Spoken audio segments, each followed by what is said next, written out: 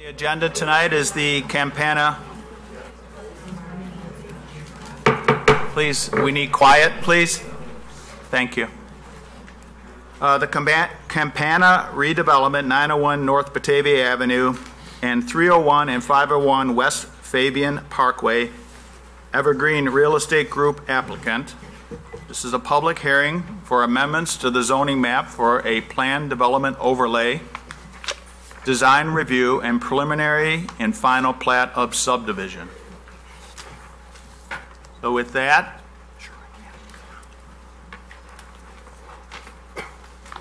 excuse me a second. I have an opening statement. Good evening and welcome to this meeting of the City of Batavia Plan Commission. I am Chairman Tom Lalonde, and seated with me are members of the Commission, Special Counsel for the City. The City's Director of Development and other members of the City staff are also present, and our Mayor is also here, and some Council members. Those of you in attendance tonight that may wish to ask any questions of the applicant or to make comments about an agenda item, we ask that you sign in for that purpose. So I think we mentioned that a couple times up here on the table if you haven't. Feel free to do so at any time during the meeting. Before we begin the public hearing on our agenda, I would like to review a few things about Plan Commission proceedings that may help us all in retaining order and using our time effectively and efficiently. First, I request that all commissioners and staff be respectful to all in attendance. At the same time, I request that all audience members likewise be respectful throughout the night. Commissioners and audience members should not shout out or applaud to express approval or disapproval of any of the issues that may be discussed tonight. Persons who wish to ask questions or to speak must sign in to speak and will be recognized by the chair before speaking. Second, I would like to explain how public hearings, including tonight's hearing, will progress. There is a recording secretary present who will prepare minutes of the proceedings throughout the night. So we must all speak clearly and audibly at all times. Public hearings begin by Batavia staff briefing the Plan Commission and others in attendance about the nature of the applications to be considered. When the staff has concluded its report, the commissioners will have the opportunity to ask questions of the staff, and after that, the applicant will present the proposal. That will be followed by questions the Commission may have of the applicant. Once that is completed, I will then call on members of the audience who have signed in to come forward and speak.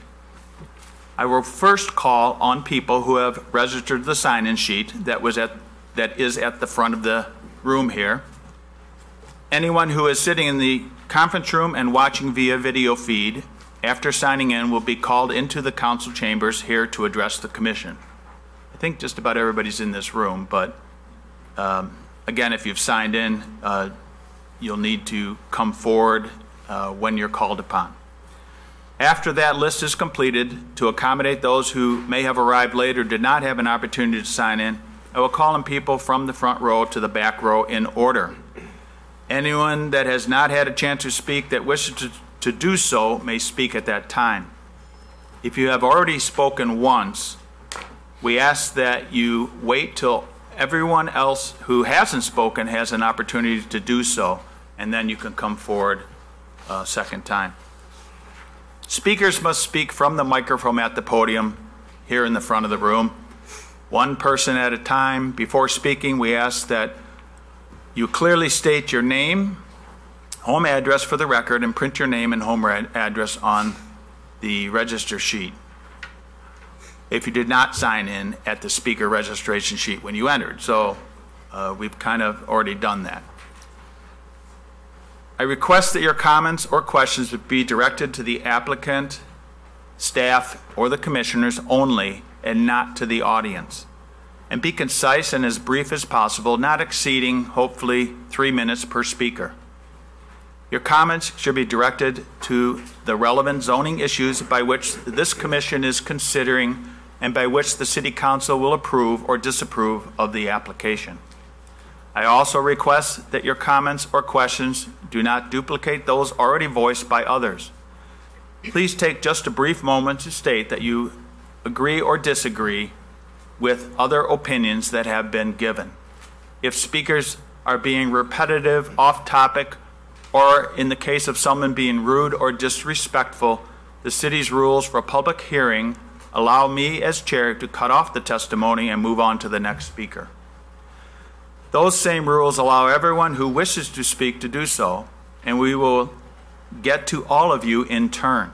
Repeat speakers should wait until all attendees have spoken. We hope to conclude the public hearing tonight, but the rules allow the commission to continue the meeting to another evening, and seeing as many people as we have in the room, we fully expect that will happen. We generally conduct proceedings until around 10 o'clock. Everyone begins to wear thin at that point. If it goes on a little past that, we'll allow it, but we really would like to end tonight's proceedings around that hour. If necessary, the meeting will be continued to Wednesday, August 16th at 7 p.m. here at City Hall. So we've done this before. A lot of times we don't begin our deliberations until after into the second meeting, just because the public hearing has been continued. We want to hear from the public before we do so. Again, I request that persons not at the podium refrain from outbursts, from speaking from the audience, or from clapping to show approval or disapproval of the proceedings. Also, please silence your electronic devices while you are in the hearing room. These things will help us conduct these proceedings in an orderly and efficient manner in accordance with the City Code and zoning law. Thank you. So with that, we need a motion to open the public hearing. Also move. Second. All in favor? Aye. Okay, so the public hearing is open, and staff report. Thank you, Chair. Again, this is a public hearing and a public meeting to consider Evergreen Real Estate Group's submitted zoning entitlement applications to add multifamily residential units inside the Campana building. No change to the size of the building is proposed. The planned development seeks relief from a number of requirements of the zoning code. The plat of subdivision proposed would divide the property into essentially a commercial lot and a residential lot. The design review is to consider proposed changes to the site, but not the building. Among the reviews to consider changes to the building is one that will be done by the Batavia Historic Preservation Commission, and this review is scheduled for August 14th. The applicant, Evergreen Real Estate Group, is here tonight and will provide an overview of the proposal. This overview will address building and site changes, project financing, and information on traffic and parking, as well as the projects addressing the city's comprehensive plan goals and policies and requests for zoning relief. The Campana property is classified on the comprehensive plan's land use map as mixed use. The property is zoned MU mixed use district. This zoning classification provides entitlement to use the property with a mix of multifamily residences and a variety of non-residential uses. Residential uses are specifically a permitted use in this MU district. For many years, the building has been underutilized and not fully maintained. Evergreen's proposal is the only formal development application the city has received for this property in over 20 years. The city's comprehensive plan singles out this building and property to retain the building as an important historical resource and as an opportunity for economic development. The proposed redevelopment can provide the means to finance extensive rehabilitation of the building, adding to the real estate tax base of the city, and attract new residents who would patronize area businesses. Staff stresses that the zoning process is to consider land use issues and not who may live in the proposed residences. Staff largely agrees with Evergreen's conclusions in their submitted material on the appropriateness to propose this development as a planned development, which is a process that allows for consideration of relief to the requirements of the zoning code. Staff disagrees with Evergreen's assertion that this proposal would be consistent with one of the zoning code's stated purposes of a planned development, that it is used to consider greater development intensity for affordable housing than permitted by the base mixed-use district. While affordable housing is a component of the proposal and a goal in the city's comprehensive plan, Evergreen proposes development intensity that is common for duplex or townhome developments and the density present in some single-family neighborhoods near downtown. The mixed-use district permits a large variety of commercial uses, such as restaurants and entertainment uses, that, if occupied all square footage in the existing building, would result in significantly more traffic and parking than the proposed remaining amount of non-residential space in the building could hold. Residential density, as proposed, is approximately 6.67 units to the acre. Batavia's multiple family residential zoning districts permit up to 15 units to the acre in the R4 multifamily medium density district and up to 25 units to the acre in the R5 multifamily high density district. The proposed 80 units on this property is a relatively low density for multifamily use. Staff agrees with Evergreen's analysis of the comprehensive plan goals and policies that would be addressed, especially those that seek to expand the diversity of affordable and accessible housing. Additionally, staff agrees with their analysis of the Homes for a Changing Region policy plan's stated needs for multifamily housing affordability, a need that would be addressed with this proposal. Staff is generally supportive of the needed modifications of the requirements to the zoning code to implement the planned development. These modifications are as follows. One would be to grant a modification from the minimum parking setback from streets. Parking must be set back at least 10 feet from streets. Fabian Parkway is under the jurisdiction of Kane County Division of Transportation. This division will require dedication of right-of-way along Fabian. This will bring the existing parking at the south end of the building too close to what would be the new south property line, necessitating the requested modification. Evergreen is willing to dedicate the right-of-way without seeking payment from KDOT for this land. Another modification would address the land use mix in the building. 25% of the first floor of the building adjacent to public streets must contain retail, entertainment, or eating and drinking uses. Taken as a whole, the Campana building's first floor would meet this requirement. However, much of the non-residential uses in the buildings are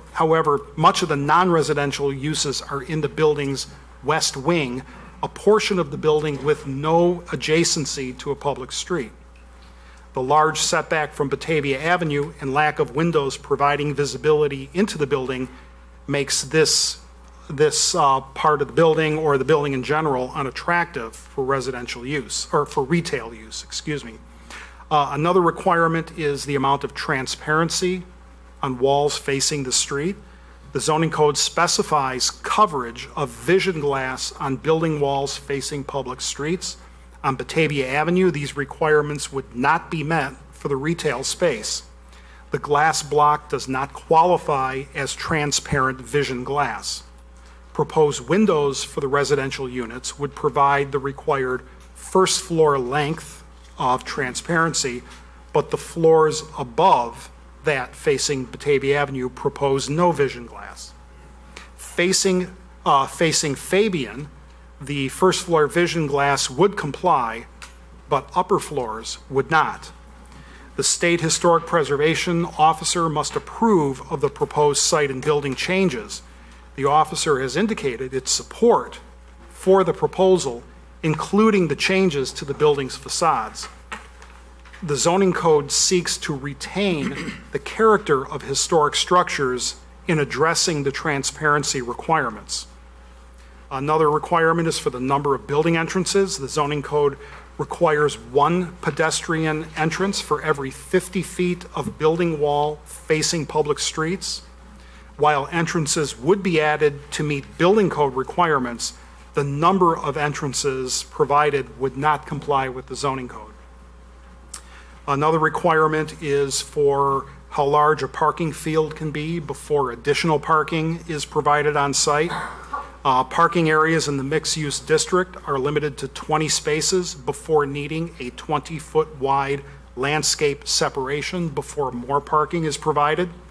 Some areas of the proposed parking and the land bank parking would not have this separation. Another modification is for the amount of parking spaces to be provided on the site. As proposed, and with retention of the existing non-residential tenants in the building, 301 parking spaces would be required. This includes the residential uses. 206 parking spaces are proposed, and these would meet the parking demand as found by Evergreen's parking consultant, Erickson Engineering, and their parking study. Land bank parking may be constructed later if needed. That would bring the total to 302 spaces. Staff feels the proposed initial 206 spaces may adequately serve the existing tenants and proposed residential use. Evergreen is willing to enter into an agreement with the city to add land bank parking if the city determines additional parking is needed. Through this parking modification request, Evergreen is seeking to minimize pavement for aesthetic and environmental reasons while providing parking and retaining space for a soccer field and tot lot. Other modifications would address the monument sign landscaping and setbacks. Evergreen's willingness to dedicate right-of-way along Fabian would leave little room to locate a sign near the Fabian access and would also leave little room to provide required landscaping. The State Preservation Officer has indicated that the Batavia Avenue sign itself is acceptable, but landscaping would detract from the historic view to the building and would not meet his approval. The final modification would address the wireless communication facilities that are on the building. The Campana building serves as a support structure for existing wireless communication facilities. Evergreen notes the importance of maintaining this already existing infrastructure to continue to serve area residents. The modifications needed for parking and monument sign setbacks and most of the landscaping requirements are driven by approvals needed from other jurisdictions. Staff feels that Evergreen's willingness to dedicate right-of-way without requiring KDOT to negotiate to purchase the land is a reasonable justification to grant these modifications. The State Historic Preservation Officer's desire to retain the expansive lawn and views to the building limits landscaping opportunities, but would preserve the visual historic character of the site. The building's configuration of having a very long Batavia Avenue frontage creates difficulty in providing the required first floor non-residential use space and the required vision glass and entrances. Overall, the building will have the required amount of first floor commercial space, but most will not be located adjacent to the street frontage. This requirement in the zoning code was intended to establish a strong commercial street front presence for developments that may have several buildings. Vision glass is required to provide visibility into buildings, especially for commercial uses from the street. The entrance requirements likewise help establish a strong street presence. The deep Batavia Avenue setback minimizes the effect of having a building presence right on the street and does not provide opportunity to see into the building, even if vision glass were present. Replacing vast amounts of glass block with vision glass and the quantity of entrances required would negatively affect the building's historic character. Staff feels the requested code modifications for the proposed building changes are reasonable. Staff agrees with Erickson Engineering's parking study's conclusions on the expected parking demands. Evergreen's inclusion of land bank parking provides a safety valve to increase site parking if needed. Staff notes that it disagrees with Erickson Engineering's recommendation to omit the road connecting the east parking with the south parking. Having this connector in place will allow vehicles to enter or exit the site from either Batavia Avenue or Fabian Parkway to access all areas on the site. This ability will allow many vehicles entering and exiting the site from having to use the intersection, thus reducing potential vehicle-pedestrian conflicts at this intersection. The need to navigate through parking areas and circuitous routes through the site will naturally deter cut-through traffic. The Homestead, which is located across Fabian, has a similar internal roadway configuration and has not reported cut-through traffic issues. Evergreen is proposing a signaled pedestrian crossing through Fabian Parkway. This crosswalk connects directly into the city's sidewalk network as well as the path along Fabian. To address concerns with safe passage to Western Avenue Elementary School, Evergreen would provide a private van service, and the service may also transport kids to park sites and all area residents to events as needed. The city recognizes the importance of having wireless communication infrastructure in place to serve both Batavia and Geneva, and recognizes the strategic nature of the Campana building to locate this infrastructure. The zoning code's prohibition of residential buildings to have these facilities was intended to not allow anyone's single-family residence to have a cell phone tower. Subdivision of the property allows for formal dedication of right-of-way and access and utility easements.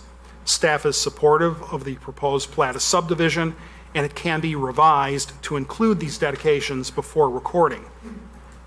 With the Batavia Historic Preservation Commission performing the city's review and approval of changes to the building's facades, Plan Commission design review action would be applicable to the site plan, landscaping, signs, and lighting.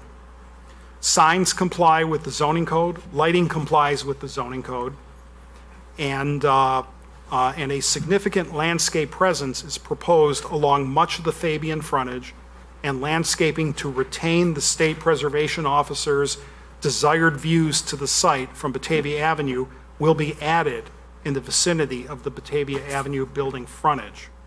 Staff is supportive of the design review, provided the needed zoning code modifications are part of the plan development approval. The Commission shall open the public hearing tonight and begin consideration of the plan development, design review, and plat of subdivision. At the end of the evening, the Commission would motion and vote to continue the hearing and the meeting in preparation for the hearing and meeting continuation likely on August 16th.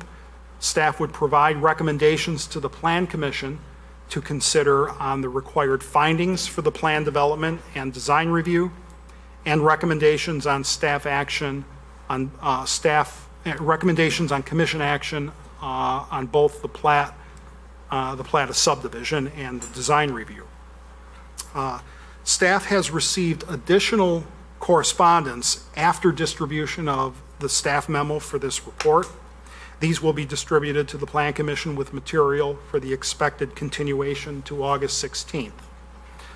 Staff would like to note that all public notifications for tonight's hearing were met. Notice was published in the Daily Herald on July 14th. Signs were posted on the property on July 14th, and the mailing was sent to residents that are to receive the mailed notification on July 12th. In addition, the city did post Kane County's finding of no significant impact and intent to request release of funds here at City Hall. We did post that notice also, although it was a Kane County notice, not a city notice, but we did post that here at City Hall. In addition to that, the City of Batavia did post notice for this meeting and hearing tonight at City Hall in accordance with the Illinois Open Meetings Act. That's it. Thank you, Joel. Take a drink after that one. Okay, so with that, Commissioners, do you have any questions of staff at this time? Not right now. I would suggest we just hear from the applicant, get the full presentation. So if you want to come forward, state your name, company, etc. Great. Thank you. Good evening, Mr. Chairman. Thank you, Joel. Good evening, Mr. Mayor, members of the City Council, members of the Plan Commission. It's an honor for us to be here in front of you tonight for what we think is a very exciting, very challenging project. My name is David Block. I am the Director of Development for Evergreen Real Estate Group in Chicago. I'm going to try to be fairly brief in my presentation because I know there's a lot of interest and discussion this evening. So I'm going to run through all of the key issues that, that Joel reiterated tonight. And then I do have some additional material that I will share as is pertinent if questions come up that we can get into during the discussion period. Evergreen Real Estate Group. 1 second. Yes. Sorry. It's hard to see. I hate to turn down the lights, but we probably need the lights dimmed at least. Is there a...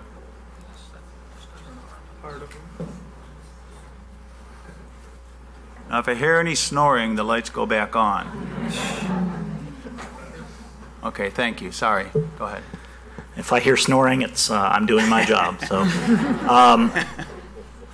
Evergreen Real Estate Group has been an owner, developer, manager, contractor of multifamily, both market rate and affordable properties since 1999. Just a few examples of some of our buildings. You may know the former St. Charles Hospital in Aurora on the left there. Recently completed and with a grand opening, that building is now fully occupied. On the top right is a building that we were recently selected to help build and design by Mayor Emanuel and the City of Chicago. One of two projects that we're doing that has a Chicago Public Library on the first floor and senior housing above. Pretty innovative effort on the part of the City of Chicago.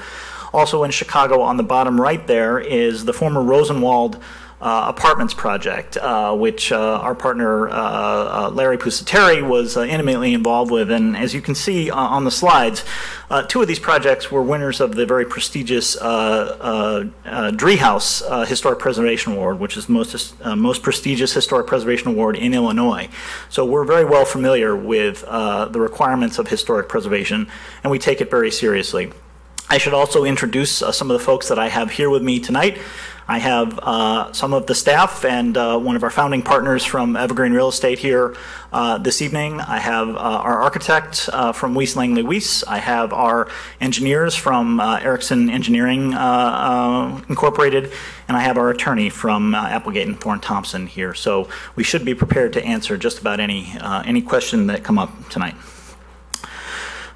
This is an extraordinary building, and it does have a fascinating history. Ernest Oswald was the visionary who founded the original Campana Company, and he really built it into quite a powerhouse. It was a powerhouse with a relatively short life. The building, I think, was started in 1936. It may have been completed in 1937, and while it operated into the 60s, it was a hand lotion factory. And since the 60s, it had a number of other uses, but really in recent years, it's kind of fallen on hard times. But it is an amazing building if you've been inside of it. The stair tower at the front entrance is just a remarkable example of Art Moderne, Art Deco design. The front entrance, the glazed tile, the glass block, it is really unique in the Chicagoland area as an example of this kind of architecture. Unfortunately, the elements have taken their toll on the way the building looks. And so if you walk around the building and look at it very carefully, the masonry is starting to crack and spall in places. Water is getting into the steel lintels that hold up portions of that masonry above the rows of glass block. And you can see that that deterioration is actually really beginning to compromise the building's integrity. And without a complete and thorough redevelopment program, this building is at serious risk of ultimately being lost as a piece of architectural heritage for this community. Some of the challenges of this building are simply the scale of it. It's 612 feet long by 100 feet wide. It doesn't really lend itself to easy reuse solutions, particularly if you're like us and you are committed preservationists, because committed preservationists want to keep the glass block and keep that spirit that is there in that building. And so you need to figure out ways to address that. One of our contractors compared this to a 60-story building lying on its side, and if you think about it, a 60-story building is about 600 feet tall. So that's another way to think about it. The ceiling height is I think, one of the building's big advantages for the kind of residential reuse scheme that we have. 16'6" from floor to ceiling in these buildings. So it's great high ceilings, but with that, of course, comes a lot of cost, a huge volume and surface area. The challenges of preserving this building, of course, are there aren't any windows in it. So how do you deal with that? From a historic preservation perspective, you need to preserve the primary views, both from Batavia Avenue and really from that corner along Fabian Parkway. And the landscape and what some of the people in the preservation community call the racetrack in front of the community, the way the parking area in front is this kind of great oval, is actually part of the building's historic character. And finally, the cell phone equipment. If you look at the building, there are cell antennas that are sort of bugs crawling up the sides of the tower. The historic preservation people in Springfield and in Washington hate this kind of approach, and so they are looking for a solution to make the cell equipment functional but much more aesthetically integrated with the building. So what are we proposing? We are proposing within the fabric of the building 80 units of mixed income housing. Of that 80 units, 20% or 16 will be market rate units. So those tenants will pay whatever the market is in this community.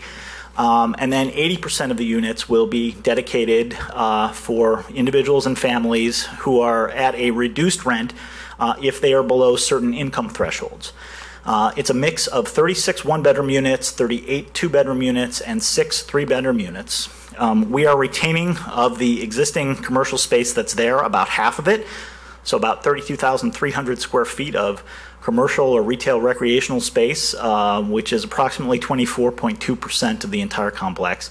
And we'll be preserving the building and grounds to national standards. So this is a $30 million investment in this building and in this community. Just a couple of character images for what the units in this building will ultimately look like. I'd like to compliment our architect on this approach. When we first started looking at this building, he had a very insightful approach, which is that you need to keep the glass block, but in residential units, you need to provide a certain amount of fresh air into the units, which the glass block does not do. The glass block emits a lot of light, but it doesn't emit fresh air. And so the window sill, the glass block sill, is about up to here. It's about a 4-foot window sill there. So if you put new operable windows below that sill line, and they're awning or hopper type windows that you can open up with just a hand motion, you can admit the fresh air that you need into the units, and you still keep the light and the character of the units. And so you can see this is from the upper level bedroom looking into the double height living room. So you're looking from a bedroom that's on the second floor internal to a unit, and you're looking out onto a 16.5-foot high living space. It's important to point out that not everybody will want to live in a unit that has glass block and this kind of window configuration, and that's fine. We're not expecting that everybody will want to live here, but diversity in the housing market is a good thing, and we think that there is enough character in this building, that there is enough good things about this location that it will attract a strong tenant base, and we think it will serve a valuable role in the housing mix in this community. This is from that upper level bedroom, again stepping back a little bit from the overlook into the living space here. You can see the waffle slab ceiling. The original concrete formwork was popped out, and so you can see the exposed concrete there. It's a very industrial look, and again, it's not for everybody, but we think it's consistent with this building's aesthetic. Just a matter of clarification on that point. Those operable units are on the actual first floor of the building. Correct. And then they're two-story units. So the bedroom is basically in the upper portion of that first floor because you got 16-foot floor to floor. Is that correct? Correct. That's right. And that's only on the east side. That's right. And the windows below the sill are only on the first floor of the building. So we are not proposing that on the second or third floor of the building, and so we don't have residential units on the second and third floor of the building facing east. Correct. So the only residential units on those second and third levels face south and west and north. Okay, thank you. This is a view from the hallway. As you're entering a common hallway from the unit into the living room, you can see if this were a two-bedroom unit, one of the bedrooms is on the right side, and then the kitchen is immediately behind. And on the back of the building, we have a little bit more flexibility. We have the ability on the back side to actually insert vertical windows into the fields of glass block. So on the rear of the building, we don't need to put in the windows below the sill. So we have the ability to mix between vision glass and the glass block. And this is because the Historic Preservation Office doesn't consider that a primary facade, so it gives us more flexibility on the rear. So our preservation approach, we address the windows, and I think I've discussed those a little bit. Our approach to the site, let's see if I have my laser here.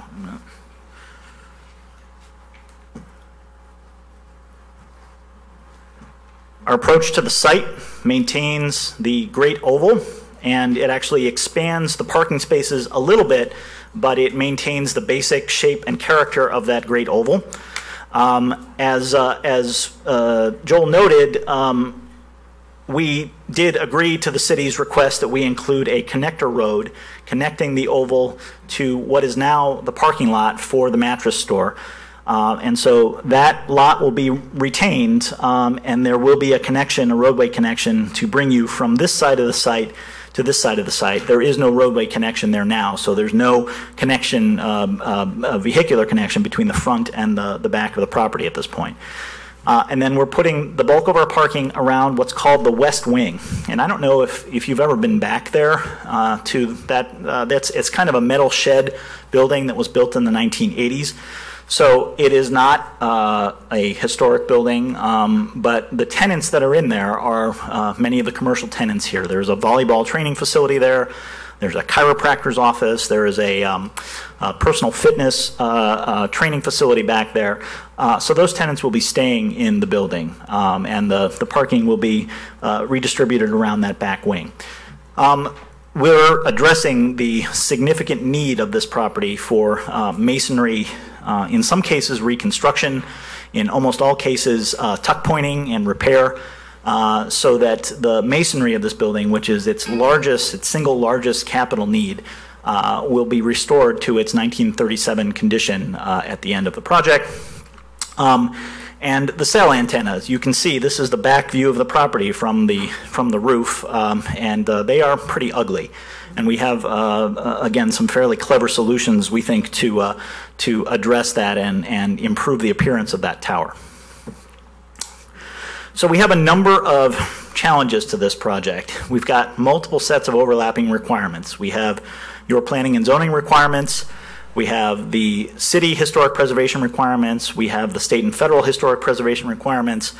We have accessibility. All multifamily properties are subject to fair housing accessibility requirements, and we need to meet those requirements. And then we have multiple layers of review. So we have the city, we have King County, We have multiple agencies at the state of Illinois, the Illinois Housing Development Authority, the Illinois Historic Preservation Agency, and federal, the National Park Service, and the U.S. Department of Housing and Urban Development. As Joel noted in his report, this is a mixed-use development, and we believe it's important to maintain this as a mixed-use development. We will maintain many, not all, of the building's existing tenants as local business contributors to the local economy. With that, the jobs that go along with that, there are approximately 15 permanent jobs we think will remain with the building. And then housing uses will be in the main part of the building, and commercial uses are proposed for the south and west portions. As Joel noted, zoning here is a mixed-use district that explicitly allows housing. So, just to reiterate briefly what Joel stated in his report, there were no land use changes proposed here. We are consistent with this zone. We are requesting a PD overlay district to address some of the regulatory challenges we've got here. Some modifications related to parking, to landscaping, and some of the technical modifications Joel noted, the transparency issues, openings, entrances, and so forth related to the unique nature of this site and the historic building. So just very quickly, I'm going to go through each of these. The Plan Development Overlay District, the three stated purposes of the PD Overlay District, to modify the base district regulations to implement the comprehensive plan. We believe we do that. I'll talk about that a little bit more in a moment. To provide opportunities for unique or mixed-use development. I don't think that anybody would argue that this is not a unique property, not just in Batavia, but really in the whole region. And then providing opportunities for development intensity greater than permitted by base district regulations. As Joel noted, this development intensity is not greater than those permitted by the base. In fact, it is in many ways lower than what could otherwise be proposed here. We believe that this project aligns very well with some of the key elements of your comprehensive plan. In the land use element, it is encouraging a mix of uses in land where they are compatible and integrated with the neighborhood, and we believe that this does that. Protecting and enhancing environmentally sensitive and historically significant places. Obviously, this is historically significant. And then environmentally sensitive, we're keeping a lot of this as open green area, so we are trying to minimize the amount of asphalt and paved area that we're putting into this property. And maintaining a diversity of housing types, prices, and styles. That is kind of the essence of what this project is doing. Within our transportation and circulation element of your plan, ensuring that persons with disabilities are given equal access to homes, employment, shopping, and recreational areas. This project will exceed the typical accessibility requirements for multifamily properties because it is a mixed income property, and so it will provide greater opportunity for people with disabilities to live here. For the economic development and redevelopment component of the plan, preserving significant historic buildings and features is a goal of the plan. And then the Campana-specific redevelopment text of your comprehensive plan. Presence of the Campana building is an important part of the city's architectural heritage. The building and campus is underutilized and in need of maintenance. Opportunities exist to increase the economic usefulness of the building and site while maintaining its historic character. The historic nature of the building and site does create extraordinary logistical and financial challenges in increasing economic usefulness. We agree 100% with all of that. And finally, engaging real estate professionals with proven success in redevelopment. I think our work speaks for itself. We consider ourselves experts in this kind of work. So the 9 items that Joel has listed in terms of modifications from the zoning code. The minimum parking setback from the streets. As noted, King County DOT is requesting a dedication of 50 feet of right-of-way on both the Batavia Avenue and Fabian Parkway sides. That translates into about 3/4 of an acre of land, which we have valued based on our appraisal at something around $132,000, which we are willing to just donate to the county because we believe that it is an important part of the project. The plan reuses the existing parking lot for the mattress store, and so the 10-foot parking setback is just not possible if the right-of-way is moved 50 feet inboard from Fabian Parkway. It's just part of the process of dedicating that right-of-way precludes meeting this 10-foot minimum parking setback. So we need relief from that component. The land use mix, the plan has 32,288 square feet out of 133,285 feet total in the building, or 24.2% of its square footage in retail or entertainment use. However, the specific language in your code says that each project shall have a minimum of 25% on the first floor square footage adjacent to a public street in those uses. Part of the problem here is that this property to the immediate west of ours is actually not our property. And I should note, by the way, that we don't own this property yet. We are under contract with its current owners. And so I think at least one of the owners is here this evening. And because this is set back approximately 400 feet from Fabian Parkway, this doesn't meet the adjacency requirements in here, so we are asking for a modification to essentially meet the spirit with a very minor reduction of that 25% amount, but we can't meet the letter of what the requirement calls for. In terms of transparency, I think Joel described the challenges with this regulation fairly well. First floor front elevation requires 30% and non-residential 50%. There is a specific provision in this section of the code that says for historic structures, notwithstanding the above, landmark buildings or buildings classified as significant or contributing shall continue their historic pattern and form of window and door openings. So we believe that this provides additional justification beyond the pure sort of preservation considerations to grant the requested modification. The front of the mattress store is a newer addition to the building. Up at the top of the screen here, this is a fairly diagrammatic view of what the front of the mattress store looks like. It's part of a wing that was added onto the building. You can see this wing shown in a side view over here. The wing was added in the 1960s. It's kind of a metal shed. It's not wonderful, but at least it added the glass block. From a historic preservation perspective, the SHPO, the State Historic Preservation Officer, has agreed that our approach here will allow us to put windows into this portion of the building as long as the original 1936 building maintains intact, with the exception of the windows we're putting on the first floor below the sill line. So this approach, as Joel noted, has been approved in concept by the State Historic Preservation Office, and it's now going through the formal process of designation for what's called a Part 2 Historic Preservation Plan. Fourth component, building entrances. As I noted, the main part of the building is about 600 feet long. There really is one entrance to that. There are a series of fire doors in the building, but there is one entrance there. So if you were to meet the letter of the code, there would have to be 12 entrances on the front of that building. And obviously, from a preservation perspective, that doesn't make sense.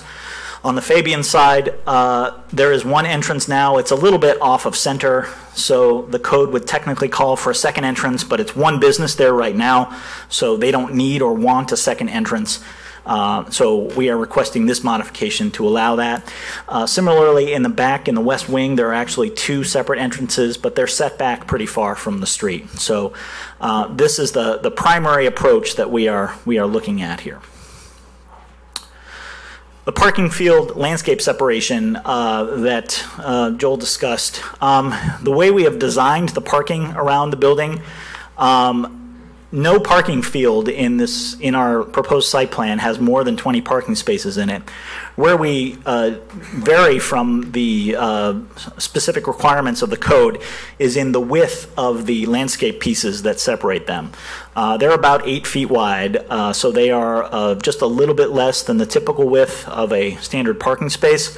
And so they don't meet the 20-foot requirement, but they are, the vast majority of them are in what we'll talk about in just a moment in the land banked back portion of the site. So you really never see that from any public street. And then in the front of the building, there are only 19 or 18, I think, parking spaces there. So in the front, we don't need those little landscaped areas.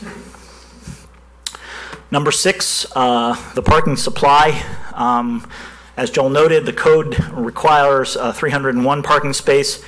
Our initial proposal that we have had many discussions with city staff about came in at 142 parking spaces, which is, really what we thought that our tenants would require, both commercial and residential tenants. After discussing this with the city staff and with our transportation engineer, we've revised our plan upward to bring that to 206 parking spaces, with an option to increase that to 302 if needed in a land bank approach to parking. So I should note that this is the what's called the Phase 1 plan, and as Joel noted, in the back of the property, we proposed a soccer field and a tot lot for the residents of the building. It won't be a public park, so it won't be open to the general public, but it will be for the use of the families living in this building. Parking supply, again, the 96 parking spaces can be added if necessary. 3 more components here: the monument sign, landscaping. Again, this was a request of the State Historic Preservation Office about the specific landscaping requirements. This is an example of a sign that I think is closer to what the landscaping requirements are, but the State Historic Preservation Office just wants the sign without the additional landscaping requirements, so we've requested that modification. The monument sign setback, it's supposed to be 10 feet back from the right-of-way. So given that we are dedicating 50 feet on both frontage streets, that would put the sign 60 feet back from both of these streets. And it's a big site, and we believe that we need monument signage to help direct people into the site and identify the property. And so we're requesting that modification. And finally, the wireless communication facility support structure. This indicates that no monopole for wireless communication equipment should be within 500 feet of a property designated for residential use in the comprehensive plan or zoned for residential use. That's not so much an issue of any of our neighbors, because we believe that we are pretty close to that 500-foot distance, if we're not actually a little above it, from the tower itself, which is the only pole component, if you want, to the property. The issue is the internal conflict within the property of having residential tenants within a property that is within that 500-foot circle.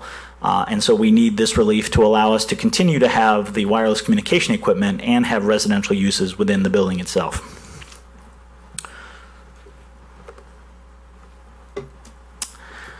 I'm going to take a quick check to see if there are questions. I have maybe another 10 minutes of a presentation. I don't know if anybody wants to ask questions or they'll just want me to plow through and continue. Well, we probably have a lot of questions. I'm concerned that once we start questions, maybe you won't. Okay. Why don't you just finish your presentation? You guys okay with that? Okay.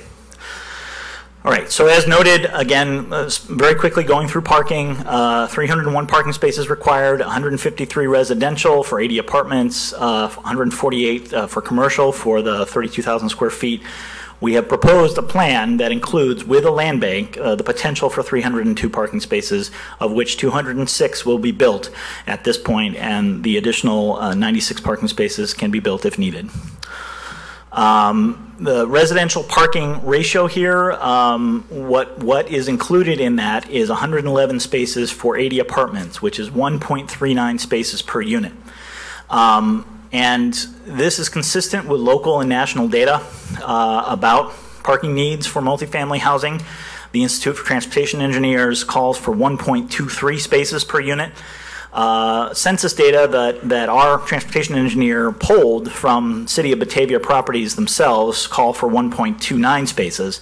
And in a further survey of luxury apartments in and around the northwest suburbs of Chicago, that 1.39 figure was the average number that we found in about 10 different large multifamily properties, much larger than this one. And so we settled on that higher number to try to make some approach to getting close to the city's requirement. For the commercial parking spaces, we are providing 95 parking spaces. According to the Institute for Transportation Engineers, only 82 spaces are needed. There are only 32 commercial parking spaces now for the 73,000 square feet. And so for half of that, less than half of that square footage, we are proposing almost 3 times as many parking spaces. So we believe that is a reasonable approach.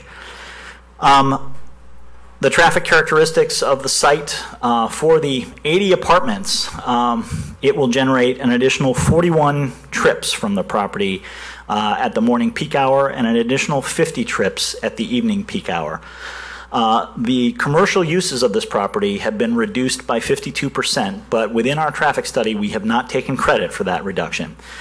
However, our transportation engineer did look at what the alternative uses of this site were, and we can talk a little bit more about that in a second. Any of those alternative uses, which are more intensive, would generate anywhere from an additional 100 to an additional 400 trips at peak hour for this property. So, for example, our proposal here, total site trips, including the commercial space, is 62 trips at the morning peak and 90 trips at the evening peak. If we were to go to a plan that is all office and retail, it would be an increase of almost 100 trips at the peak hour, and at the evening peak, almost 300 trips. If we were to go to a medical office and retail approach, again, significant increase, up to almost an additional 400 trips at the peak hour. Same with an office and retail mix that will include a restaurant, and that would include almost 200 additional trips at the morning peak. The impacts on Fabian Parkway at Batavia Avenue, the increase in site traffic, our consultant has concluded that there would be less than a 1% increase in site traffic here, with minimal impact on the delay condition of that intersection. Both IDOT, the Illinois Department of Transportation that administers Batavia Avenue, and King County DOT, which administers Fabian Parkway, have looked at this site or are in the process of looking at this site. We're dedicating, as I mentioned, about 3/4 of an acre of right-of-way to help with roadway improvements that may come down the road. And the pedestrian sidewalks along the south side of the site, and then a crossing at Fabian Parkway from north to south to help integrate this property a little bit better into the pedestrian grid. So that concludes the portion about the zoning modifications. Just very quickly about the plat of subdivision. The primary reason that we're requesting the plat of subdivision is for the technical and legal requirements that we have to finance this project. We need to legally separate the commercial and residential components of the property. Because we are using resources that are specific for affordable housing, those components of the property can't have commercial uses in them, and so we are legally separating them into 2 pieces on the property. The same people will own those properties, and the property will not be sold in pieces. You know, it is intended to maintain the same owners, the same developers, but we're doing this because we legally need to separate this property for financing reasons. As far as the design review components, principles that we've taken for the restoration of this building are to respect the integrity of this building, this wonderful historic character, accentuate the interplay of light and shadow and color, use landscape sparingly to bring out the historic features, and where necessary to hide some of the contemporary modifications. So you'll see along the base of it, and if you've gone up to the property, there are foundation plantings along the base of the building now. They're a little spotty. They're in some places the plants have died and they've come out. We will be putting new foundation plantings. Whoops.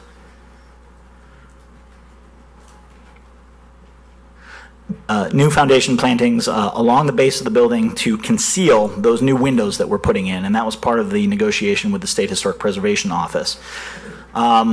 We need to accommodate the program necessary to generate the $30 million needed to restore the building. So we need both residential and commercial and the cell phone uses all contribute to the economics of this project. The key site design components that we're using include a restoration and expansion of the parking capacity of the great racetrack in the front, a multi-phase parking approach with a soccer field and a tot lot at the back of the site, and so adding some amenities for residential tenants while respecting the site's historic views and minimizing the amount of impervious area that we're adding. And as I mentioned, the landscape design approach to concealing those new windows with foundation plantings. The approach that we're taking to the cell equipment is to build what's called a stealth screen around the top of the tower. So this is essentially a steel frame on which are mounted a series of 7 or 8 foot tall fiberglass panels. And the panels are designed to match the masonry color and pattern of the existing tower exactly. And all of the cell phone antennas will be relocated from the back of the building and running all up and down the tower to the framework in front of these fiberglass panels. Unlike masonry, the fiberglass is actually invisible to the cell antennas, and so the cell service will actually be strengthened because it gives the cell companies an opportunity to have antennas facing east directly onto Batavia Avenue, so the cell signal will actually be a little bit better there, while maintaining the service to the south, the north, and the west. In summary, the benefits of this project, we believe, is the long-term preservation of a very important landmark for Batavia and for the entire Fox River Valley, satisfying numerous goals of the Batavia Comprehensive Plan, providing housing for a range of families and singles within this community and in the surrounding communities, those who are in living wage and even lower wage jobs, people with disabilities, and people who can pay market rents, maintaining some of the jobs that are at the site and creating likely more than 100 construction jobs during the construction of the renovations. And very likely the tax revenues of this project will increase somewhere between 40 and 50% over the taxes it's currently paying today. So that concludes our presentation. We thank you for your patience, and we are willing to answer questions. Thank you, David. Appreciate it. Very thorough. Okay, I got a question for the commission. We've got a lot of people here tonight. We can take our time and ask a lot of questions, or we can allow people to speak and hold our questions to the next meeting. I'm going to prefer to hold the questions till the next meeting. You have a microphone. People can't hear you if you don't speak into it. I would prefer that we hold our questions and discussion till the end of our second meeting, because I'm sure we won't be able to get it finished this evening. You guys are coming back no matter what, so I figure that way all these people don't have to return if they have an opportunity to speak now. So that said, if everybody's in agreement, I think we'll just open the floor to the public, and we had a sign-in list, and the big winner is the first name that we announced, top of the list. I think we'll call the first several names. If you could queue up at the podium or behind the podium, just so we can move things along. If they've already signed in, we don't need to swear them in. Okay, so great. First names on the list are Trevor Kramer, Christine Kautz, and Becky Cruz.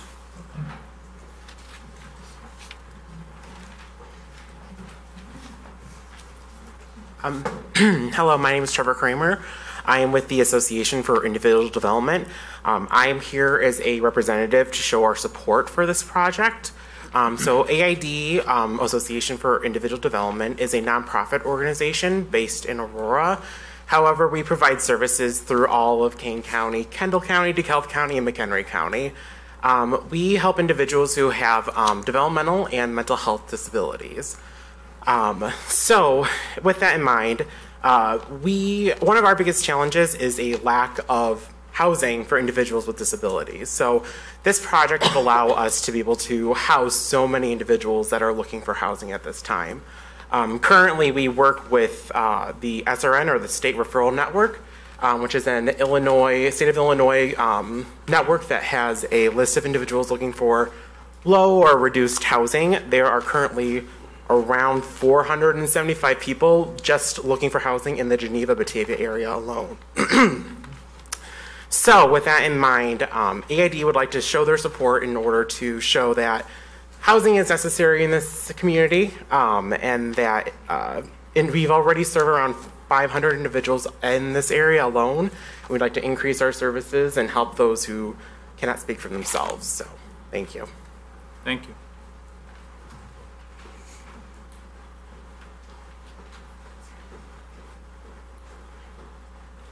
Hello, my name is Christine Kautz, and I'd like to say thank you to you, the Plan Commission, and the City of Batavia for giving us this venue and letting everybody come here to listen and offer their questions and comments. Firstly, I want to also thank David Block.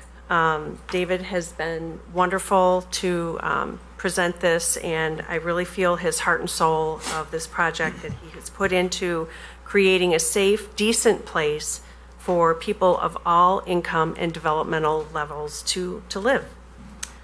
So through attending these meetings on this project, I have found myself wondering why some of the comments have been raised and kind of mean-spirited at times. Why two great communities are struggling to find the benefits of this project.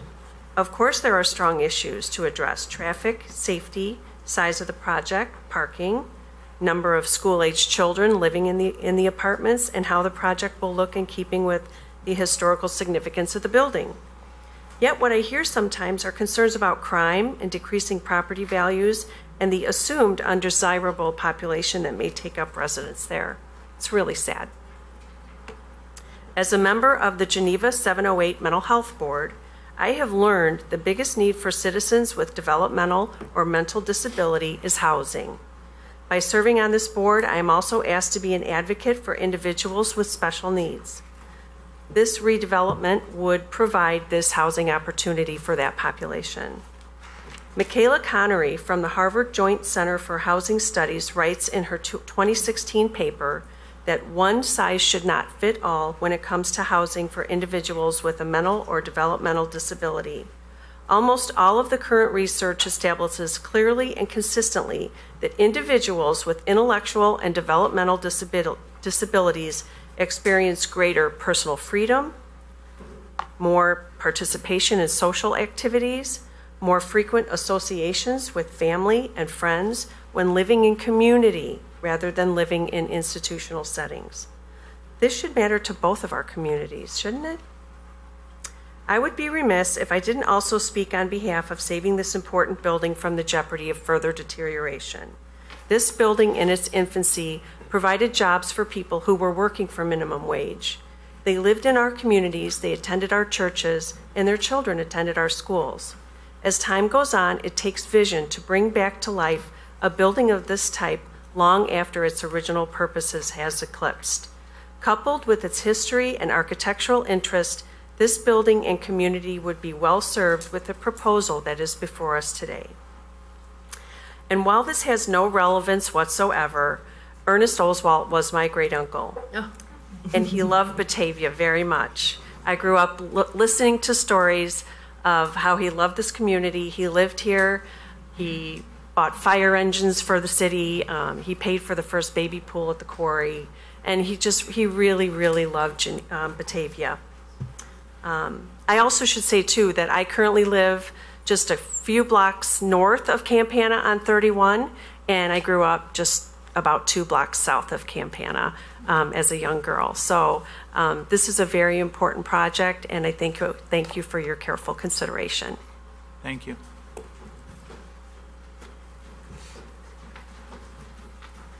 Next is Becky Cruz.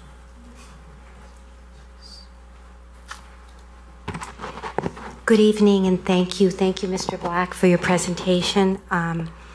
And I'm a resident of Geneva now for 25 years, and I really applaud this effort to bring affordable and safe housing to our community.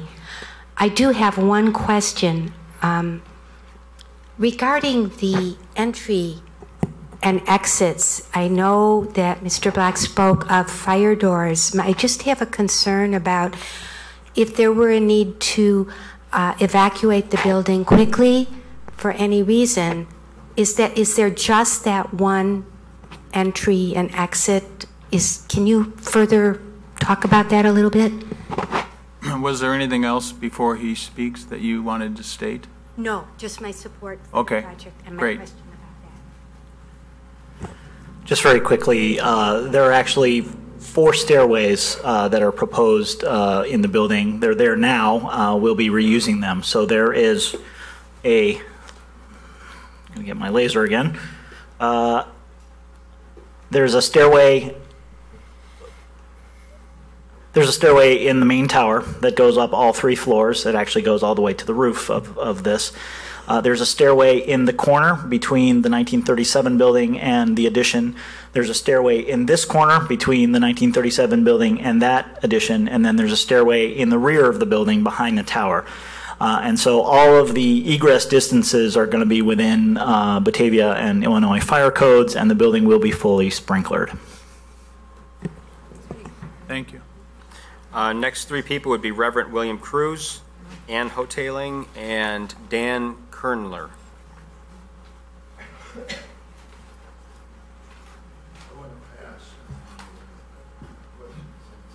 I'm sorry, what's your name? Thank you. And we'll call after that Amanda Gosnell. Good evening. My name is Ann Hoteling. I'm a resident of 325 Blaine Street here in Batavia. And I thank you for providing this public forum this evening.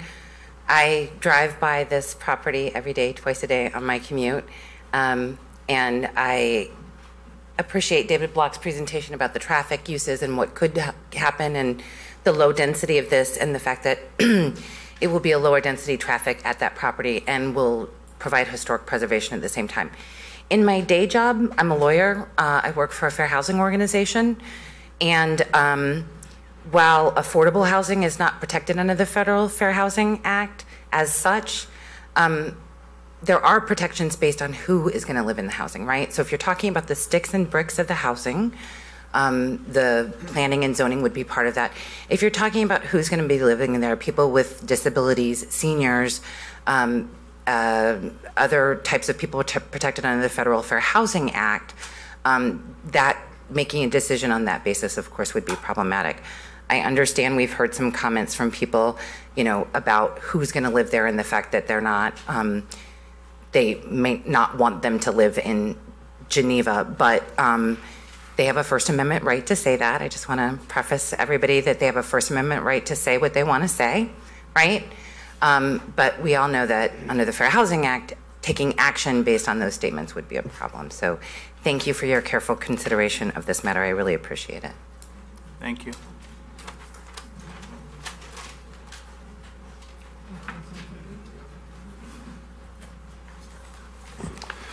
Good evening. My name is Dan Kernler. I'm a Batavia resident, and I'm actually a math and statistics instructor at Elgin Community College. And so I have some research that I wanted to share with the commission and put into public record. So I'm just going to take a stack and start it over here. The main question that I was interested in researching and actually finding academic research about where people looked at data and rigorously analyzed it was about the big issues that appear to be coming up, which is crime and property values. And so I have 6 different research studies that I found. I spent about, 5-6 hours scouring some of the databases that my college has access to. There's a lot of newspaper articles and other things that really aren't research. And so I tried to find like the first few that came up on my hit list. And so you can read the quick summary of each one if you're interested. The big message that I got out of this is any study that looked at crime, regardless of where the mixed income housing was built, found no change in crime.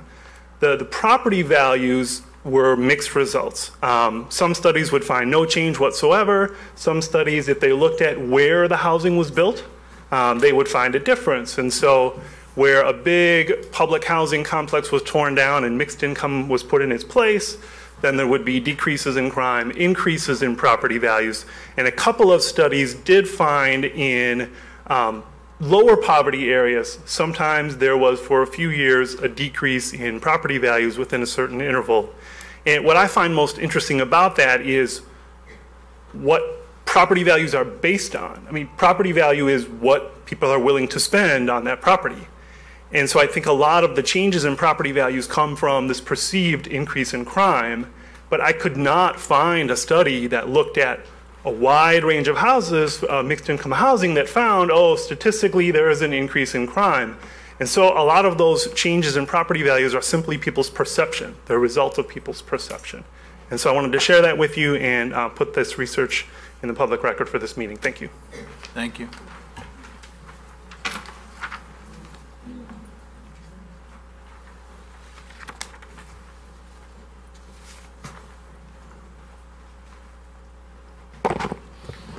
Members of the Plan Commission, I'm Amanda Gosnell.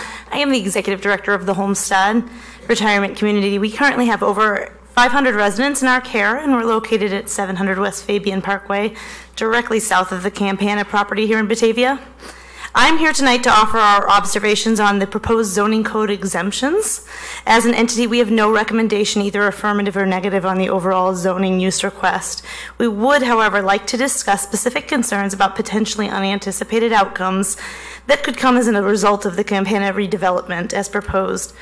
Our primary concern is traffic. Regardless of the number of residents and the vehicles that may access the site, we believe there needs to be more scrutiny of the inevitable and potentially dangerous traffic patterns that will result. A right turn only maneuver exiting the property seems impractical. We believe motorists will quickly resort to making a U-turn on Fabian in our Homestead driveway. Several of our residents have already been in accidents on Fabian Parkway, and if this traffic maneuver is forced, accidents will follow. The traffic impacts, regardless of the engineering reports and studies, seems to be undercalculated. A second concern is that there does not seem to be enough parking spaces to absorb the tenants and their visitors. A lack of sufficient parking may result in overflow parking on our property. Rather than cover the open area with parked cars, we would like assurances that vehicles that are parked there will have sufficient screening and not detract from the overall appeal of the reimagined property. You should know that the Homestead has been here for 41 years. Over those 4 decades, our residents have successfully adopted living in the Homestead for its safe and peaceful community setting. We would like to maintain that quiet atmosphere as much as possible for the enjoyment of our residents. Thank you for your interest and attention. Thank you. Please, really, no outbursts, please. Does the applicant want to respond to the comments related to traffic patterns and screening? I think I've been conferring a little bit with my team here, and it may be more efficient for everybody if we kind of collect the questions that we hear from folks and save our collective response for the end. So I think we'll defer that to the end, if you would. Okay, that's fine. Thank you. Next people are John Kiefer, MD, Bob Vaughn, and Leanne Espinoza.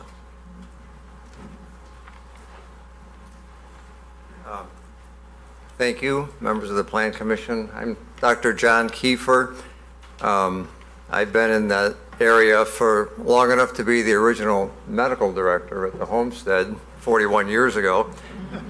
And I wanted to just bring up some of the questions about the possible health effects of the people that might live in a building such as this, whether this building is really suitable for residential.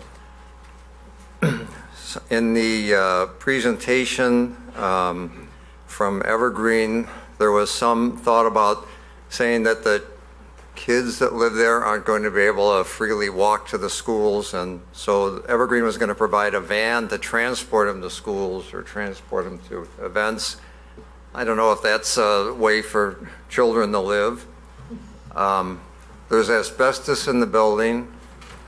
Asbestos has been associated with lung cancer, fibrosis in the lungs, mesothelioma, and having had patients succumb to those diseases, that's a real threat. I know there's radon present. I've seen various levels of radon given, but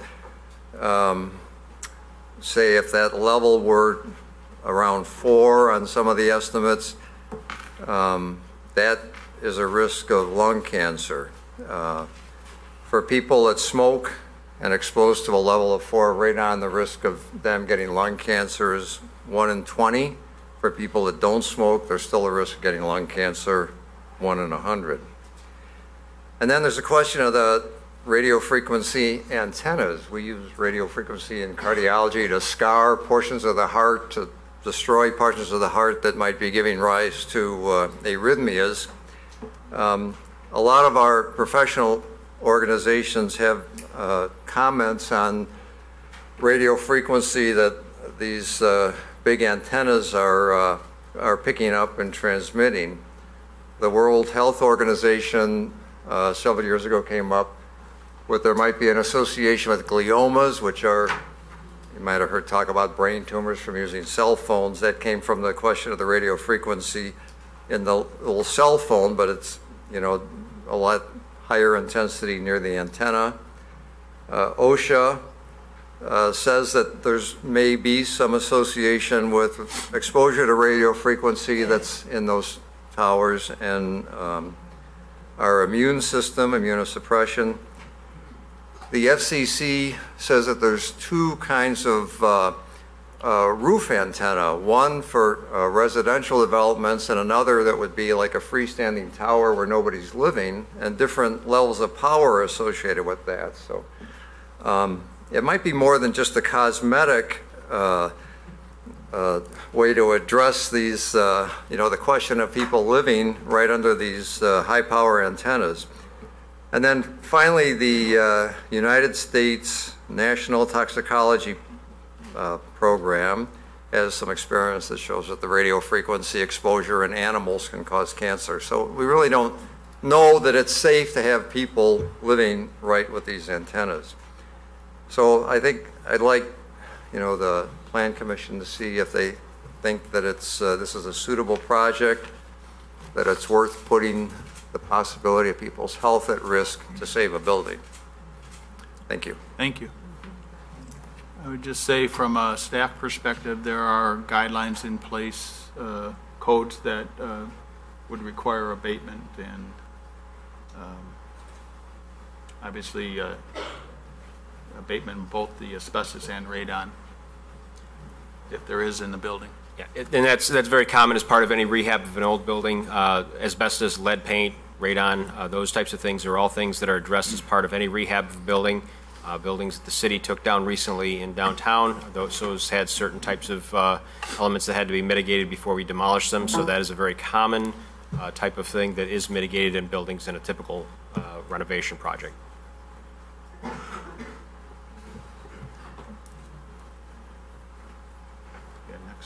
I'm sorry, the next person is Bob Vaughn, and then Leanne Espinoza.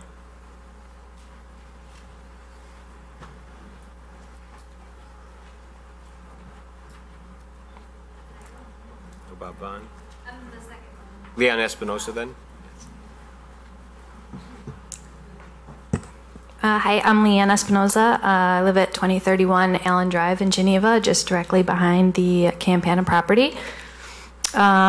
We hear a lot about the needs of those individuals that need affordable housing, and I think it's important to note that we're not really here to address whether or not that is a good thing or a bad thing for the community. That's not really what my concern is as a resident living behind it. An issue noted in the City of Batavia's comprehensive master plan under section for regional and interjurisdictional issues. It lists issue number 2 as external effects of decisions and goes further to say that land use decisions can have a profound effect on the outside of, can have profound effects outside of the jurisdiction of the origin.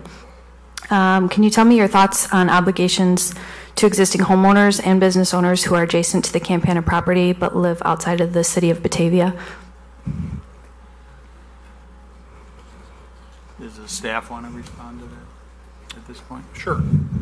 The regional and interjurisdictional element does address those things, and we did not receive any evidence to suggest that there would be negative effects outside the boundary. We have recognized that there would be an increase in traffic over what is experienced now, but there would be a decrease in traffic as to what this property could have if it was fully used with commercial uses. Sure. I guess just for everybody's clarification that the back neighbors of the property, while the property in discussion here is Batavia, my backyard is the township of Geneva and unincorporated, and then my neighbor directly next to me is incorporated in Geneva. So you kind of have three different areas that are coming together there. And my hope is just that the city of Batavia will take in consideration the residents and homeowners that do live behind there, and the effects that it'll have. For example, Evergreen has stated in its application narrative that Campana redevelopment is compatible with surrounding uses and it will provide a graceful transition from commercial to low-density housing. However, the adjacent homeowners in the Allendale neighborhood, this parking lot will border their backyards. And can Evergreen explain how they determine that this parking lot, which will be lit 24/7, there will be definitely an increase in noise, which I was not in agreement, and I think it was a poor assessment that was done when the environmental study was done with the noise considerations, saying that there was no commercial vehicles, no trucks in the area is completely false, because there are trucks that park directly behind my house.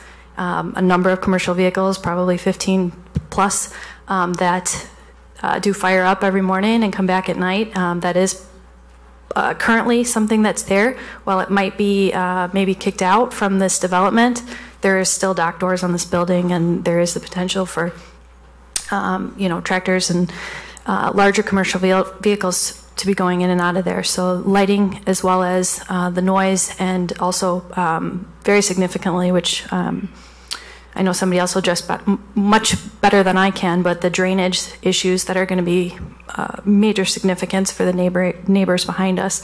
So I just want to see how what is planned, I guess, from their quote of graceful transition to the family homes that are behind there. Thank you. Next three are Samantha Molewski, Joseph Kiefer, and Jenna Dempsey. I was just wondering if they had a response to that for what was planned as far as making that graceful. What we're going to do is gather all the questions, and then they'll respond all at one time. Thank you.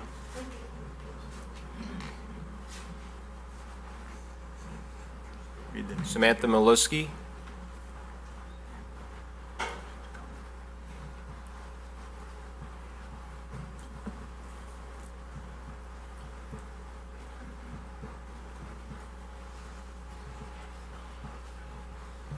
Hi. Excuse me.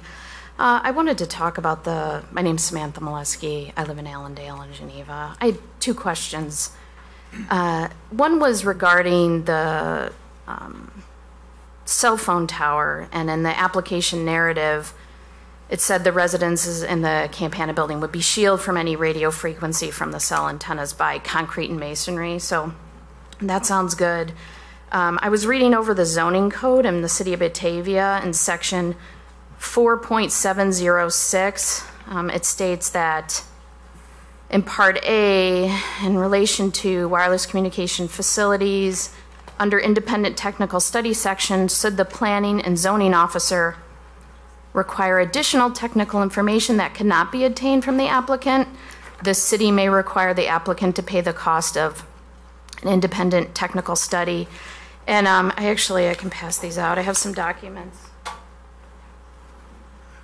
stating that when Kane County inquired to HUD how to determine whether the Campana building was in compliance with FCC regulations in relation to their environmental assessment, and the HUD environmental protection specialist directed Kane County to ask the cell tower owners if they were in compliance, instead of Kane County doing the actual measurements themselves. And there's a copy of one of the letters where they did this, but they didn't provide any raw data showing that what the numbers were and what the exposures would be. And maybe that would be something that'd have to be done, you know, when the building was finished to see what the levels are. But in light of this, you know, when you were talking about radon before, with the radon, asbestos, lead, you require a company to come in, test, and actually show what the numbers are to show that it's safe. But in this instance, it appears it's just going to be a letter from the communication company asserting that it's safe. So I'm asking the city of Batavia to, if they can apply the zoning code 4.706 and ask them to do the studies before people live there to make sure the levels are in compliance. And then additional question in regards to traffic. Are there any actual plans to improve the intersection and a budget in place? I hear that the land will be donated and that will be great for these improvements. I live very close to the Campana building, and the traffic situation is really concerning to me. My father, when I was 1.5, was killed in a car accident. And every time I hear someone dismiss the concern over traffic, it makes me sick, because I was left without a father, my sister was left without a father, my mother lost her husband, and for people to sit and say it's code for something else is very upsetting. I have a 5-year-old son who will be driving in 9 years.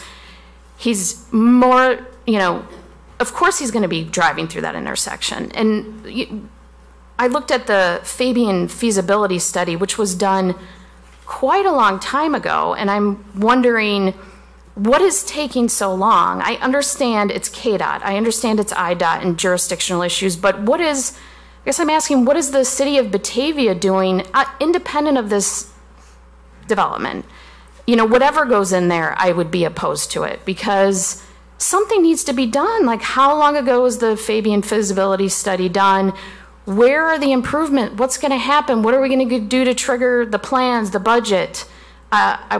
You know, talking about hypothetically is great, but it seems like that's been going on for a long time. And so I'm just asking for them to seriously consider the KDOT comments about this plan and the impacts that they are suggesting that it will have on the area. That's all. Thank you. Thank you.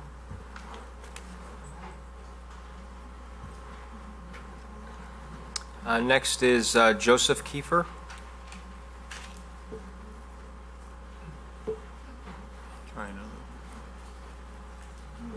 And if not, the next person is Jenna Dempsey.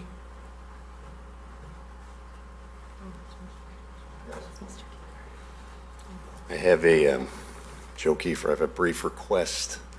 There's a traffic engineer that some folks in my neighborhood, which is Allendale, hired to conduct a traffic study. And I would like to, if possible, switch, even at the risk of me not talking tonight, switch with this individual and have him talk now so he can go home. And then I would just simply take his spot, which I don't even know where that is. What do you guys think? That's fine. Thank you very much for that consideration. Let me grab him real fast. There he is. His name's Javier. And we have some slides to put up on the screen there.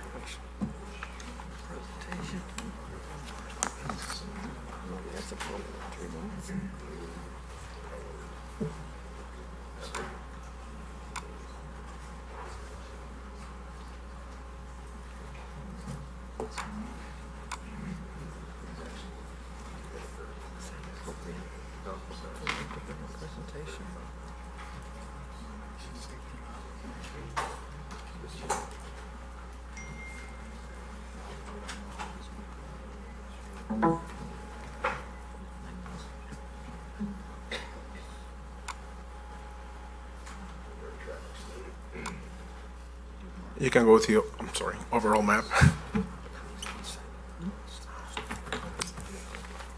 Good evening. My name is Javier Milan. I'm a senior consultant with KLOA Incorporated, and we were retained by Joe to review the traffic study and the parking study that was conducted for the proposed development. I will say this, the study followed all industry guidelines, so we're not here to say that they didn't. However, we found various issues that we believe need to be addressed, and these are, as you look in the overall map, given the connectivity to the west with the medical office building, we believe traffic count should have been conducted at the medical office building. Some of the people that actually do go to the commercial uses on the west, what I'm going to call the west wing of the building, do use that access drive. So the study should have included that. The traffic counts and the analysis should have also included the number of pedestrians utilizing the intersection of Route 31 on Fabian Parkway. There was no discussion in the traffic study of the existing flow patterns, and what I mean by that is what occurs in the morning. We were out there in the morning and the afternoon, and in the morning, eastbound traffic on Fabian Parkway queues and backs out beyond Allen Drive very often, and it doesn't clear the intersection. It takes about 2 to 3 cycle lengths, probably 2, for them to clear. Similarly, Route 31 going southbound, the queues sometimes extend to and past the access drive to Campana.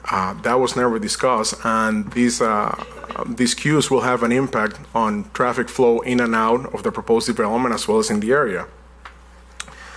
Another thing was there was no discussion of accident data at the intersection of Route 31 and Fabian Parkway. Based on information obtained from the Illinois Department of Transportation, the intersection has been listed in IDOT's 5% report, which presents the 5% of highway locations within the entire state of Illinois exhibiting the most pressing safety needs. These are based on a weighted crash rate of the crash severity, which includes fatalities, incapacitating injuries, non-incapacitating injuries, and reported injuries but not evident, and their frequency. And this report was created to assist IDOT to determine the nature and extent of safety problems, to provide guidance on where safety investments are needed, and to begin tracking the progress towards improving traffic safety in the state.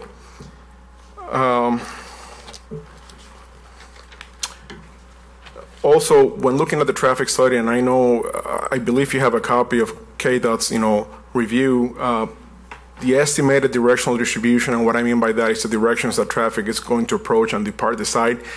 It didn't seem to follow the existing patterns in the area, and this being mainly a residential development, we believe that it's going to follow what you see today in the area. It's just commuters going to work and coming back to work. So we believe that has to be reassigned and reanalyzed. The capacity analysis in the traffic study, there were various technical errors. I'm not going to get into the technical jargon, but they will have a different result when those are corrected for existing conditions as well as future conditions. I was wondering, and they can answer these, were there any auto turn runs performed internally to make sure that emergency vehicles, delivery vehicles, and service vehicles can actually maneuver within the site? So based on our observations and our review of the traffic study, our recommendation would be that the traffic study be revised and that the following should be considered in order to provide safe and efficient access and traffic flow. If you could go to the other slide, that would be great. You can go to that. That one, yes. No, I'm sorry. Let's see. Maybe go into that one. It's probably that. Yes. So the access drive on Fabian Parkway, like I mentioned, it gets blocked very often in the morning. And our recommendation, without even seeing Kane County's recommendation, is to change that to right in, right out. I'm pretty sure you're aware to the south, the Homestead, they are limited by signage to right out only, no left turn out. And I think it's just the right thing to do, just to ensure that traffic flows safely and efficiently. The access drive on Route 31, it is actually pretty close to the stop bar. You can see it right over there, and our recommendation would be to look into relocating that access drive further north without destroying or changing that historical characteristic of the campana, which is the oval area. And the reason why we think that would be ideal is just providing more separation between intersections. And if anything, by doing that, you could probably restripe a left turn lane within the existing median. And what this would do is basically ensure that left turning traffic will not block through traffic on Route 31.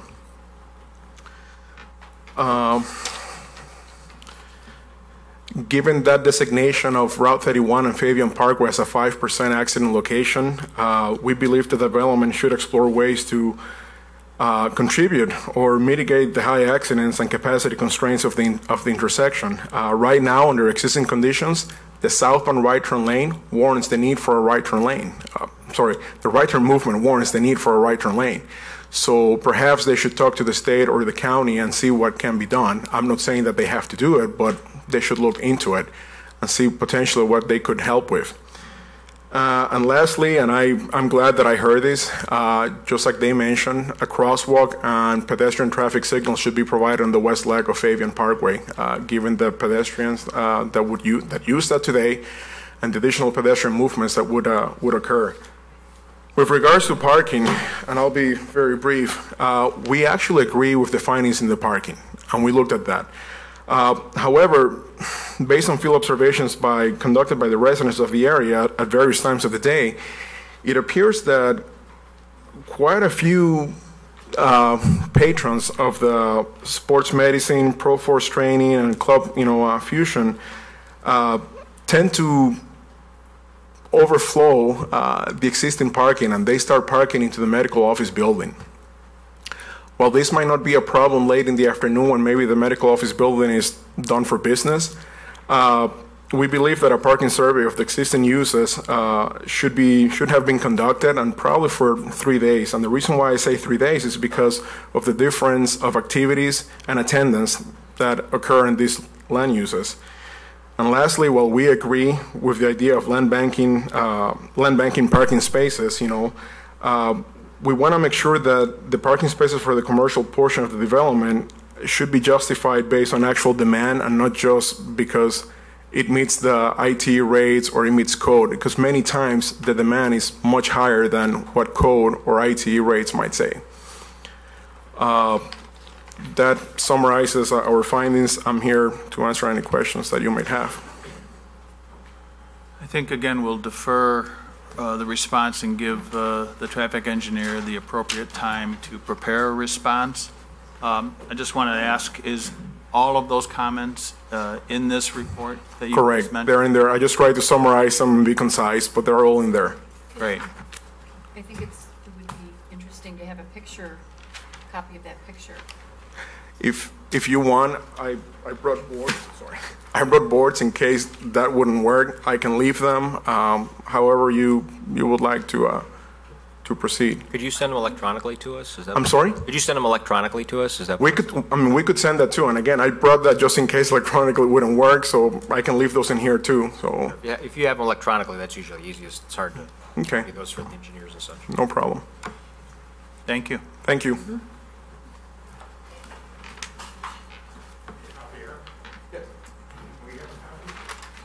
Yeah, you could, I can email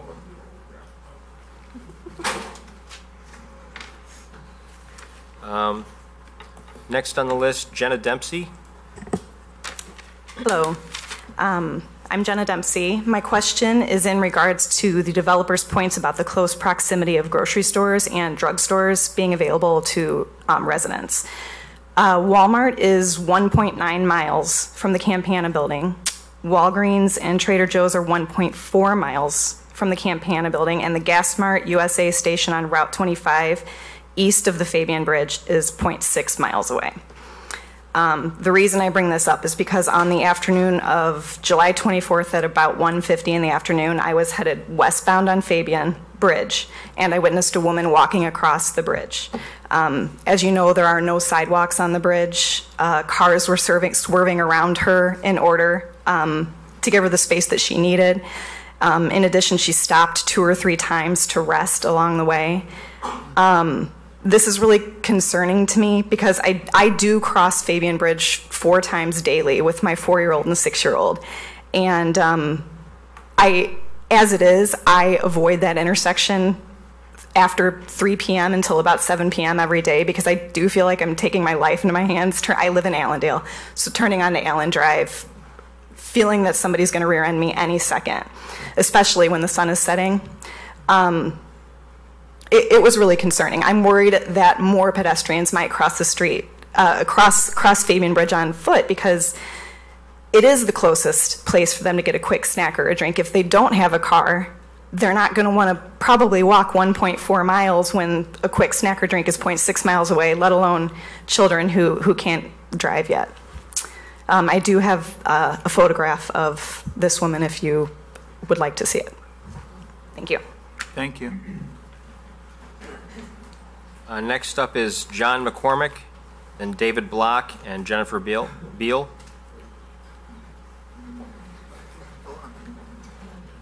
I know. Just, he's on the list. Hi, I'm John McCormick, and I live at St. Andrews Circle in Geneva, Illinois. And I'm really impressed today. David, I'm part of your dream, and I didn't even know that. And why am I part of your dream? Because I'm a Geneva taxpayer. And what I'd like to do is ask this planning commission to set up a committee that I would love to be a part of.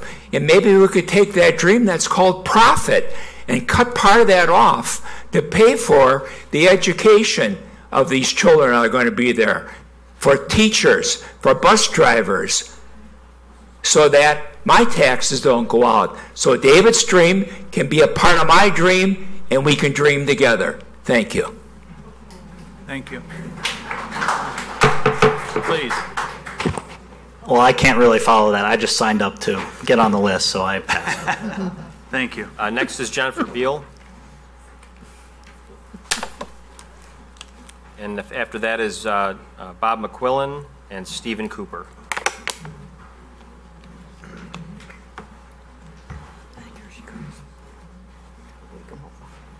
Hi, I'm Jennifer Beal. I live at 712 Forest Avenue in Geneva. Most of my concerns are about the safety of the residents who will be living here. First of all, I have a prepared statement. With respect to the racetrack entranceway, or the racetrack that's up there, there'll be a parking lot off of that. Is that correct? Or there already is a parking lot and you'll be modifying the parking lot so that the residents, you'll have enough parking for the residents? Is that correct? Correct. So there's been lots of times when I've gotten out of my car at the grocery store and it's pretty tedious making my way up to the store with my kids next to me. It's, kind of hard. You have to pay attention to all the cars that are backing out. And I'm wondering if you would be installing a sidewalk that would be next to the parking lot so that maybe a single mom with her young kids and her groceries at night would be able to get out of the parking lot and onto the sidewalk and into the building safely. I'm not sure that this aligns with Batavia's comprehensive master plan under the transportation and circulation element, Goal 3. That goal states that we must provide safe and attractive routes of travel for pedestrians and bicyclists. And Part C under Goal 3 states that sidewalks are required in all new development and redevelopment of properties. So do you think that this lack of sidewalk in the front racetrack parking area is acceptable?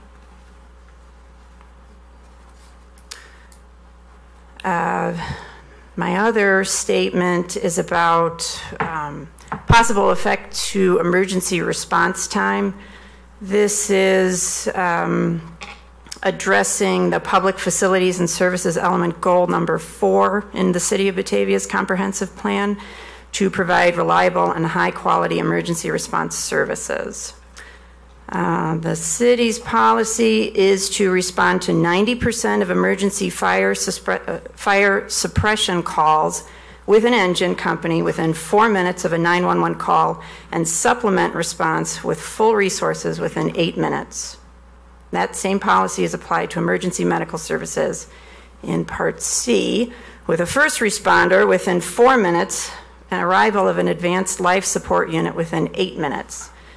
So taking Javier's earlier comments into consideration, with Evergreen's traffic study and the overall site plan, do you feel that the responders will be able to get in to the Campana development should there be an emergency at 7 o'clock in the morning or 5 o'clock in the afternoon? Thank you. Thank you.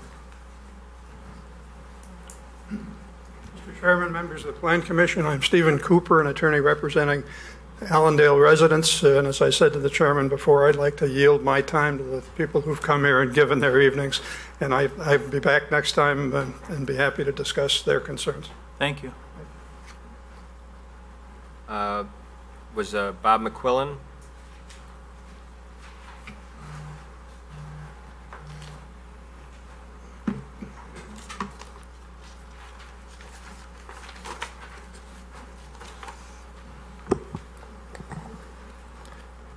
Good evening. My name is Bob McQuillan. My wife and I have resided in the Fox Valley for 22 years, the last 2 in Batavia, the prior 20 in Geneva. Until I was 6, I lived in a Philadelphia housing project. As a single mom with 2 kids, my mom was considered low income and received housing assistance. While times have changed in 55 years, I understand the need for low-income housing or affordable housing. That said, I believe this project has several major issues that need to be addressed prior to approval. In my opinion, the potential financial cost to Batavia and Geneva residents is a top priority. I believe these financial costs will result in an increase in taxpayers' property taxes. What else is new, right? Evergreen Realty is a for-profit company.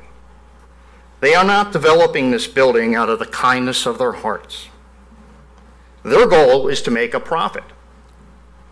As they've stated, they will probably sell the property in 15 years, making millions on their original $10 million investment.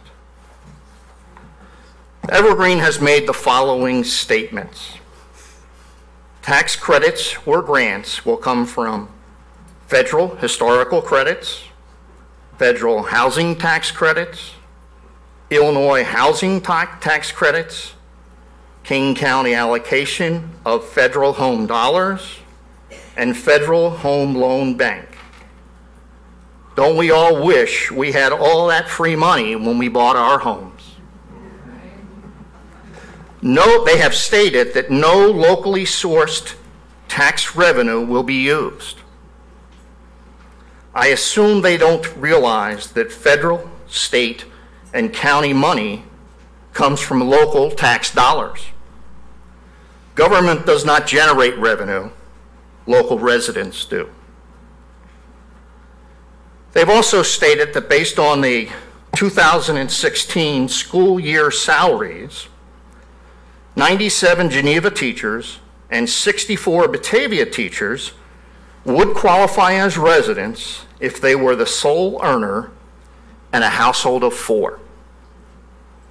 There are 2 problems with this statement. Number 1, it assumes a single earner with a household of 4. There is no way to verify this. The statement is extremely misleading. And number 2, the number of teachers is wrong for both districts. Based on salary information I found on the school district's websites, only 74 Geneva teachers might qualify, not 97, and only 39 Batavia teachers would qualify, not 64. These numbers can easily be verified, as I did, and I have the information with me. How can Evergreen be trusted if they've provided false information to the City Council. What else has Evergreen embellished? They've stated their property taxes will increase 50%, and they won't ask for any special exemptions. The current assessment is $1.1 million, which results in about $100,000 in yearly taxes, property taxes.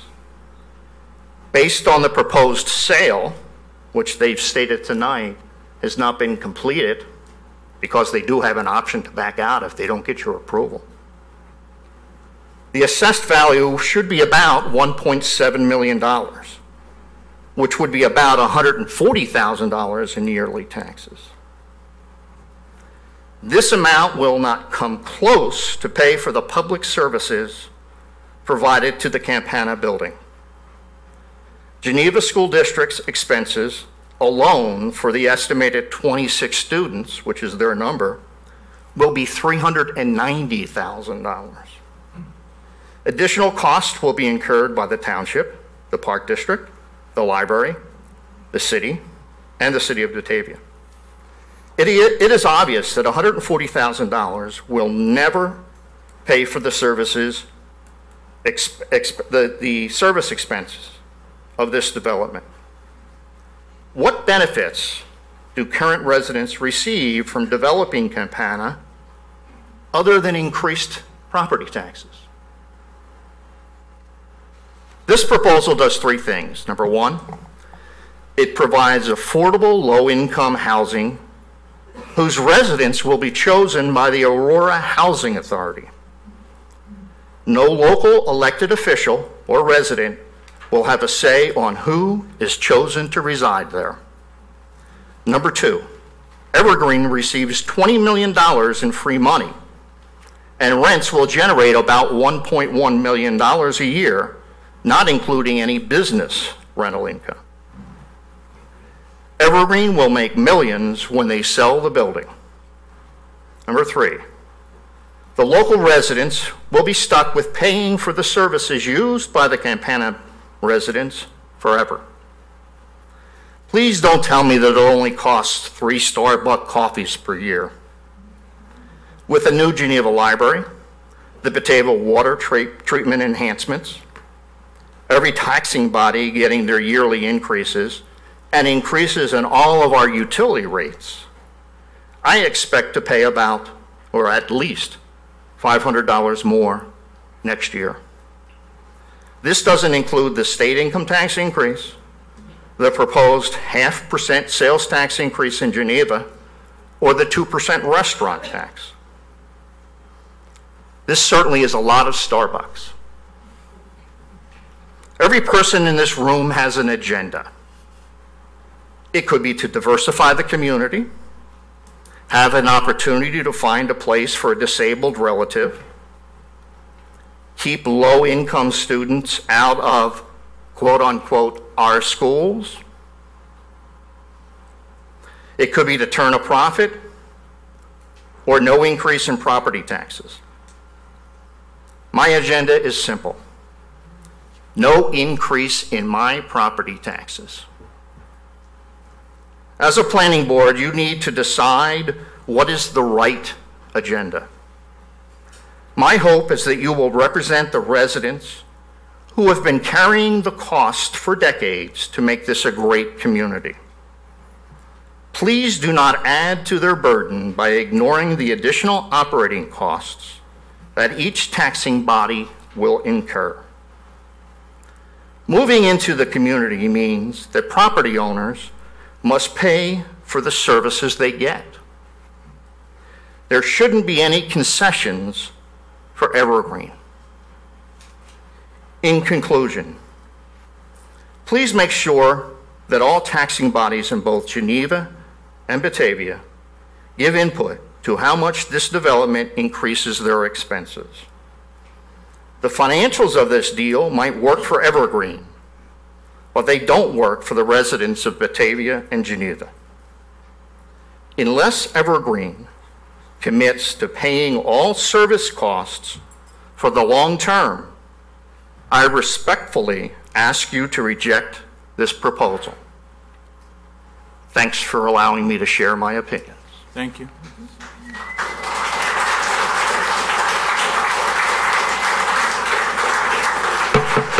Please.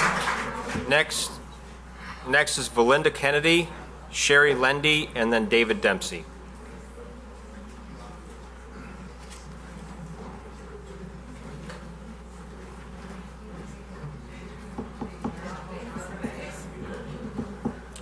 No Valinda Kennedy?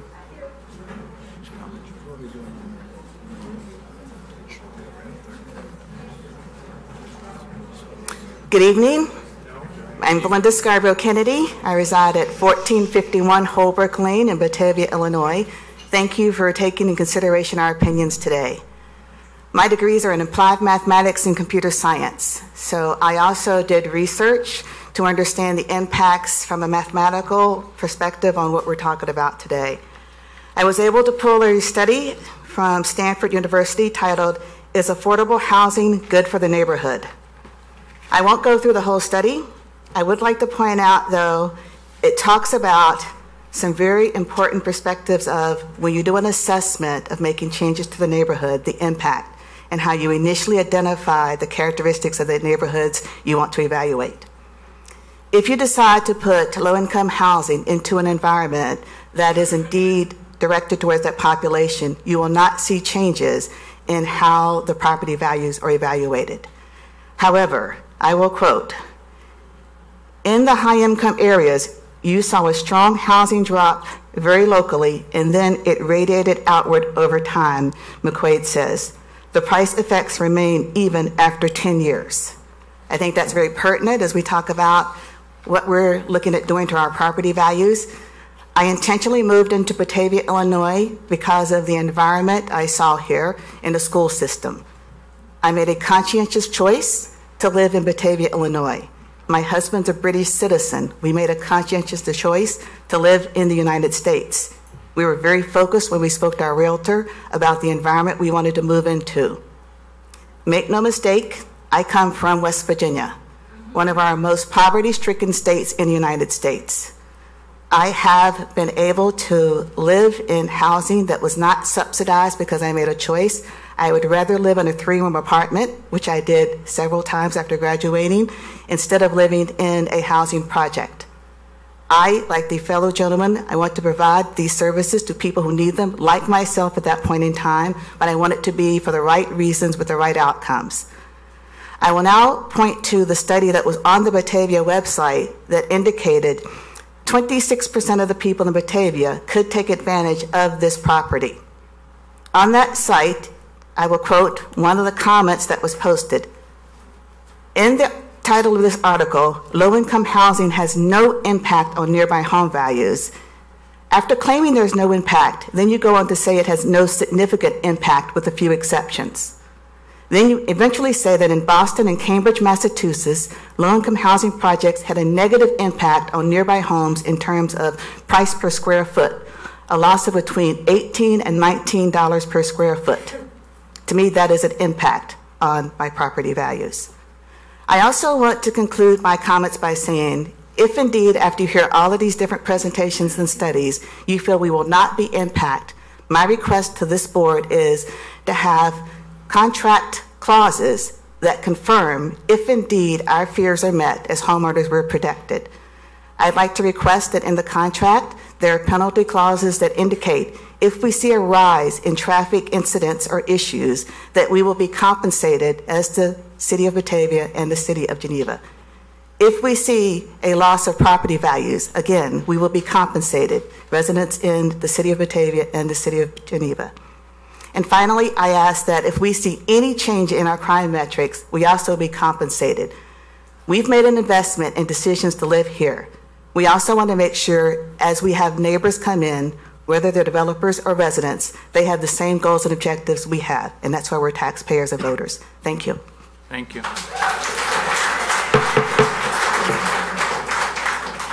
Sherry Lendy, and then David Dempsey.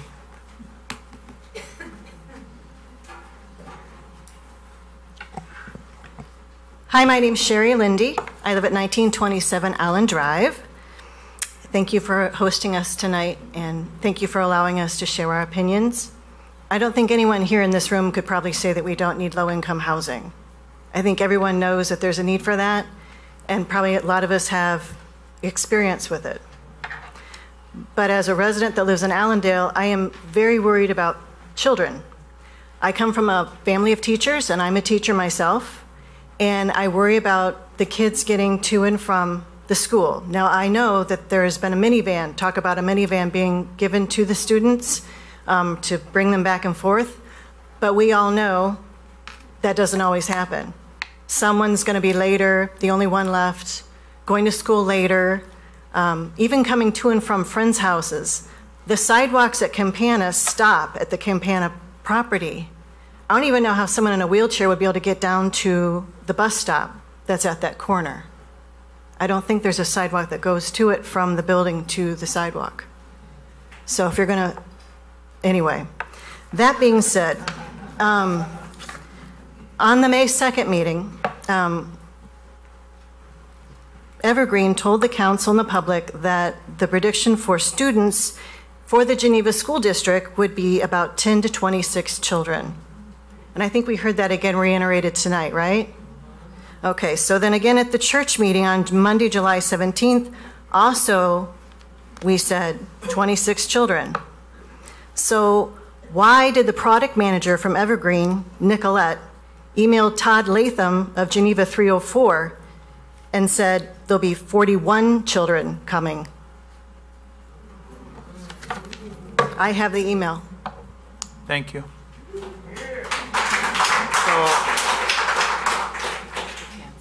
We've still got a long list. We've, as I mentioned at the beginning, we'll probably continue the meeting, stop tonight about 10 o'clock. So as you come forward, again, just a reminder not to repeat and to be as brief as possible while still obviously stating your points. Thank you. Next is David Dempsey, then Lynn Vasquez.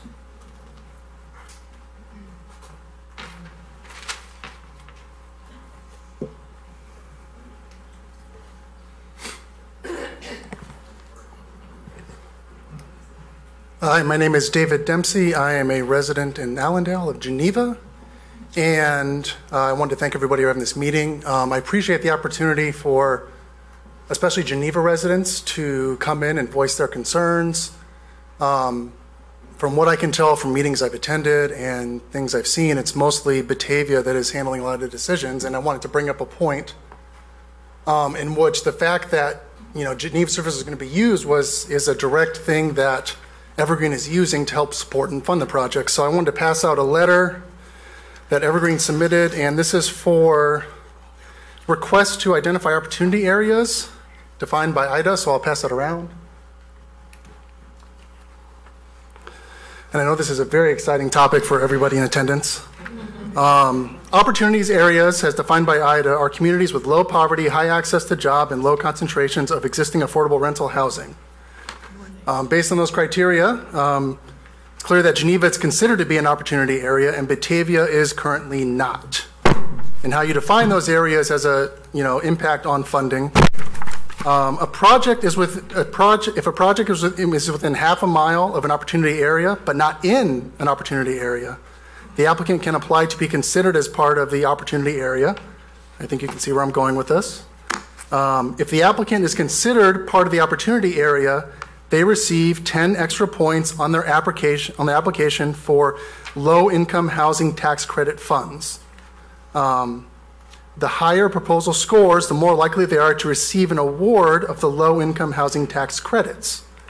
Evergreen, therefore, in the document I passed around, asked on their application for low-income housing tax credits to be considered as part of Geneva to earn extra points on their application. I will again note that we are at a meeting in Batavia. In Evergreen's request for approximate opportunity area consideration, they stated, the site is only included in the city of Batavia and not the city of Geneva has a quirk of historical boundaries. Virtually all the rest of the land north of Vivian Parkway is included within Geneva's boundaries, not Batavia's, except for a few unincorporated parcels. It's another way of saying that this project mainly affects Geneva residents.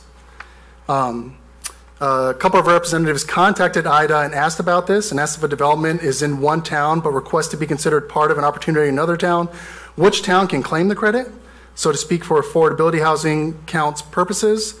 The answer was Batavia is given the credit, but it is possible for an intergovernmental agreement to be put in place to redistribute, so to speak, the number of affordable housing units a city can claim to have in its boundaries. Since the developer would have used the fact that the neighboring town had a low number of affordable housing units, using units to obtain more points on their application and ultimately be awarded federal tax credits. This is just a side note, basically saying we find it curious that even though the decision made by Batavia, they're using Geneva data to support the project. So my overall question is, does the fact that the development is in Geneva Township, Geneva Schools, Geneva Library is adjacent to Geneva property owners, and that Geneva will be feeling the impacts of any zoning and planning decisions made specifically when concerning parking? As a side note, if there is parking overflow, I think we all know where that's going to go. That's going to go into where I live and on the street in Allen Drive. And Evergreen was given extra points on an application for federal dollars because it asked to be considered part of Geneva, which they may be able to speak otherwise on this, but I'd be curious to know if Geneva was, involved in this decision or aware of it or involved in any way. Does the fact that being in Geneva was part of the application for them to receive funds, does that have any cause for the members of the board here of concern, and whether Geneva's voice is being represented in this development? Thank you.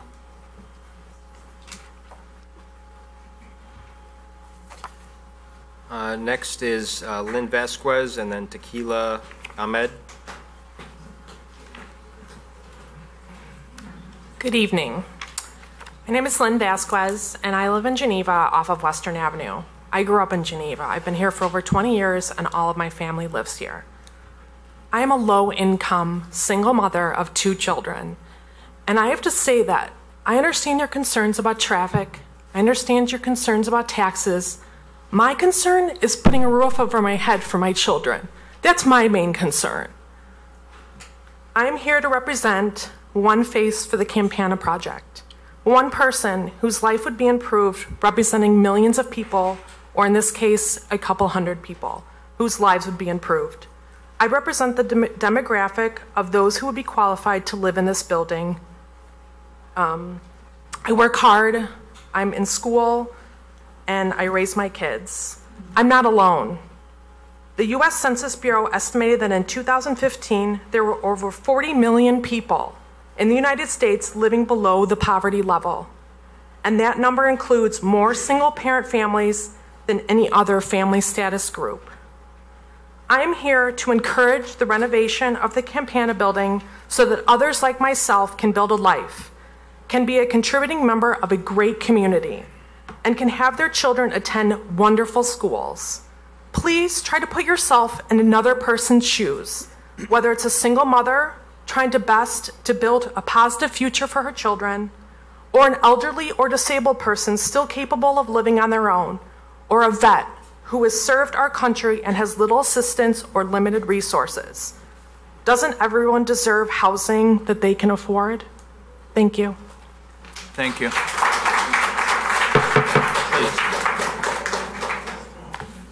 Next is Tequila Ahmed.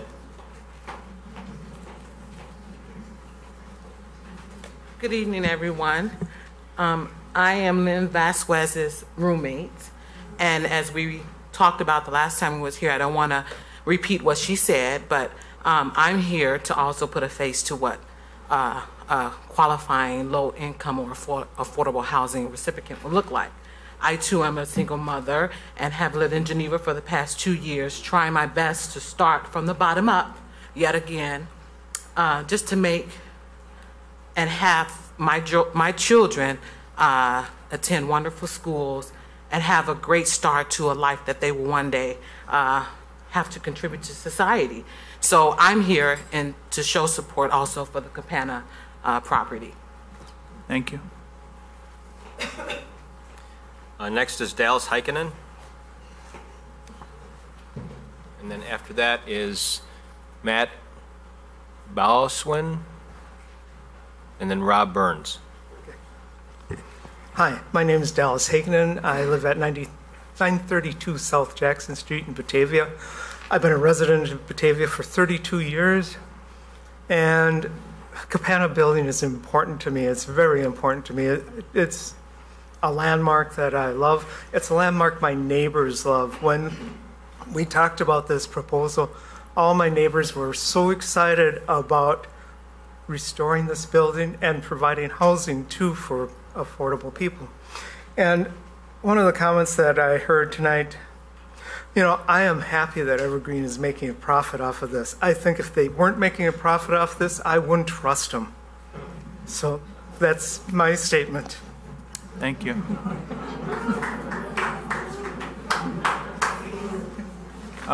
For those that have been standing for a couple hours, we do have some open seats. People have been progressing out of the room, so feel free to seat yourself if you're interested. Good evening. My name's Matt Baldwin. Sorry for the bad handwriting.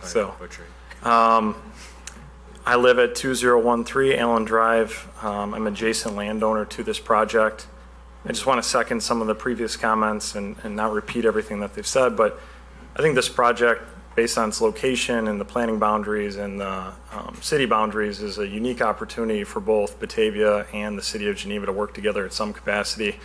I'm a civil engineer, transportation focused. We have projects all the time that have multiple jurisdictions involved, and obviously Batavia would be the lead on this project, but I think Geneva should be involved in the process at some level, up for you guys to determine what that exactly is.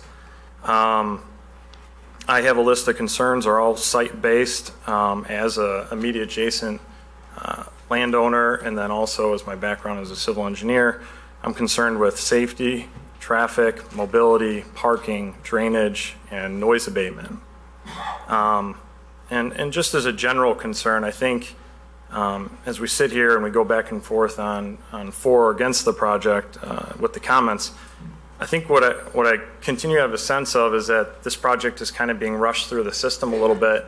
And the reason I say that is I look at the staff memo as we're going into tonight, and it summarized concerns or recommendations with the project, and it addressed entrances into the property, and it used Erickson's engineering suggestion that everything's fine, but also noted that there was no time to review the KDOT proposal or list of comments, which was pretty substantial. They talk about bus turnouts, they talk about turn lanes, right-in, right-outs, the change in circulation that would be experienced because of the connector road. None of that's reflected in any of the studies or site improvements at this point in time and what we're reviewing and considering tonight.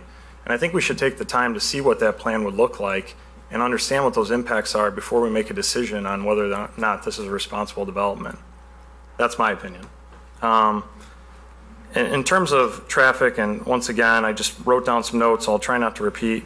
I think what the KDOT review showed that this site, whether or not there's a lot of traffic extra or a little traffic extra, already has several deficiencies, and I think that should be considered as we move forward. There needs to be a comprehensive review of this site and not just Band-Aids put on it based on this improvement, so that we understand as we move forward, how do we make this a safe development? How do we make this a safe site? What does that require? I think the feasibility study done in 2005 goes a little ways in making those recommendations. None of those are reflected in this plan. None of them have been built and constructed out there yet. Javier from KLOA mentioned earlier that a southbound right turn lane is warranted. The warrant for that turn lane is 150 right turns. The existing condition is 220. This is only going to add to that. Adding that connector road is going to add more right turns at that intersection. It's inevitable. So it's not just kind of warranted, it's definitely warranted. And that's part of the reason you have backups past that entrance. So these are all considerations, and we're not talking about how to solve those problems in the plan or in the development as I've seen them so far.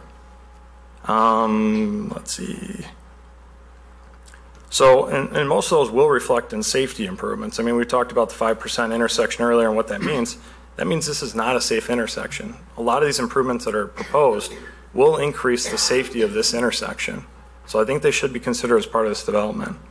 Also, I've been at all the meetings so far, and there's been a lot of talk of the IT trip generation manual. I'm a traffic engineer. I'm a PTOE, which means Professional Traffic Operations Engineer. So I do deal with this quite often. The existing furniture store, we keep talking about what if the Campana building had all these different uses, different retail, different medical.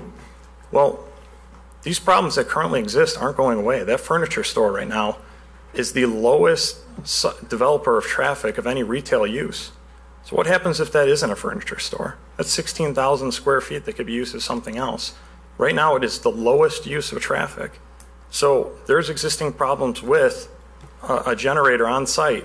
That is the lowest generator of traffic. That's an issue. It's not considered in this development at all. And it doesn't have to be. The traffic study does go by the letter of law with that, but that is something that we need to be concerned with as we move forward, is what's the comprehensive solution to addressing this site and making it safe. Parking and drainage, I as a drainage engineer as well, unfortunately it's kind of disregarded to the end of the project often, and always causes all kinds of troubles. I don't see any kind of grading, any kind of contours, anything that considers detention. And I realize the parking threshold isn't met at this point in time of the 25,000 square feet or whatever it is based on local ordinance, but it's still at 17,000. And in addition, there's an aggregate parking lot back there where the runoff coefficient, this is drainage speak, is considered as if it was asphalt. Well, asphalt parking lots don't have the same amount of water that runs off them as an HMA parking lot does. It just doesn't happen. That's why they have different coefficients. So what are we doing with the drainage? Is that just an afterthought? Land bank parking? Where are you going to put the detention if you build that land bank parking? That's immediately in my backyard. I stood there with my son last night, and we're several feet below that property. So I don't want that in my backyard either. So that should be a consideration. And finally, noise abatement.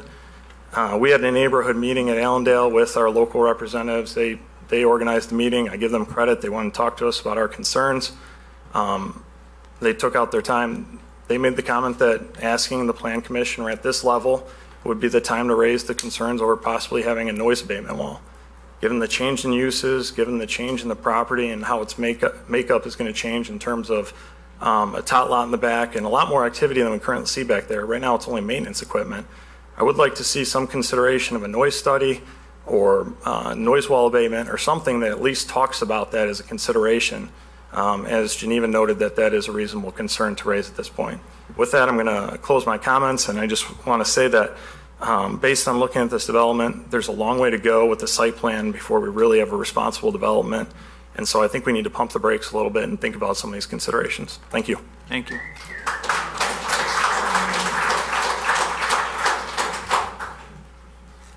Next is Rob Burns, and Javier already spoke, then Dan McLaughlin. Hi, Rob Burns. I represent the office park immediately north of the Campana property on Route 31.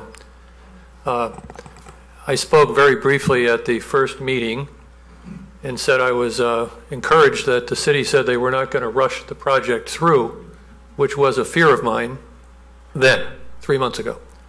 I still have a little fear of that for different reasons now, which I won't get into. But 3 months have gone by, so it didn't get voted in that night. So I certainly appreciate that. We have a lot of concerns, and they're justified. Primarily, they revolve around traffic and also drainage, detention ponds. Whether detention ponds will even work. Do you have room to put a detention pond on there? Do you need to dig a big hole in the ground, a vault, to hide your detention because you don't have any room to put it anywhere else? And why are we worried? It's because the land tilts toward us, and if you don't do anything smart, it's going to run over onto our property, and it can do erosion damage. We can prevent us from being able to build on the other side of that, the woods, most of which we own. The place where the water runs out is on our property, not the Campana property. It runs underneath Route 31 to the river. With the aid of a consultant, we've tried to look at a couple of these issues. We requested a meeting with the city of Batavia, and we were turned down. I'm disappointed in that. I hope that might change in the future. Moving on, in terms of traffic, Those of you here, I think, remember the road diet situation that happened a year or two ago on Route 31. Initially might have included Batavia. I guess at the end of the day it didn't. And one of the things that came out of the road diet was, and apparently it's been, I'm not a traffic engineer like so many of the other people here, so I don't understand these technical terms as well. But I'm fairly practical. I can tell when you can't get out of a driveway, when you can't make a turn. If you come out of your driveway at Route 31 at night, I thought I was making a great discovery when they had the road diet, and I interviewed the traffic engineer and told him, you know, you don't have anything down here about right turns at night. It backs up past the Campana building. This was 2 years ago. And he said, oh, yes, I do. I said, well, what do you mean? You just had a meeting. You never mentioned it. He said, no, I mentioned it. So I said, where? He says, no, I guess I didn't. Page 17, little footnote down the bottom. Well, the reason he didn't mention it, you know why? It's outside the purview of the city of Batavia. It's in Geneva, not Batavia. There's a border there. We go from Geneva to the county to Batavia. So that study only looks at the boundary that they're working on. So it's common knowledge to the traffic community that a right-hand turn lane is necessary heading south on Route 31 at night. It's been known for a long time. Why? They tell me it's rather obvious. There was a lot of growth toward Mill Creek and further west, so a lot of people are going home at night. That's where they're going. They're either getting off the train or they're driving there.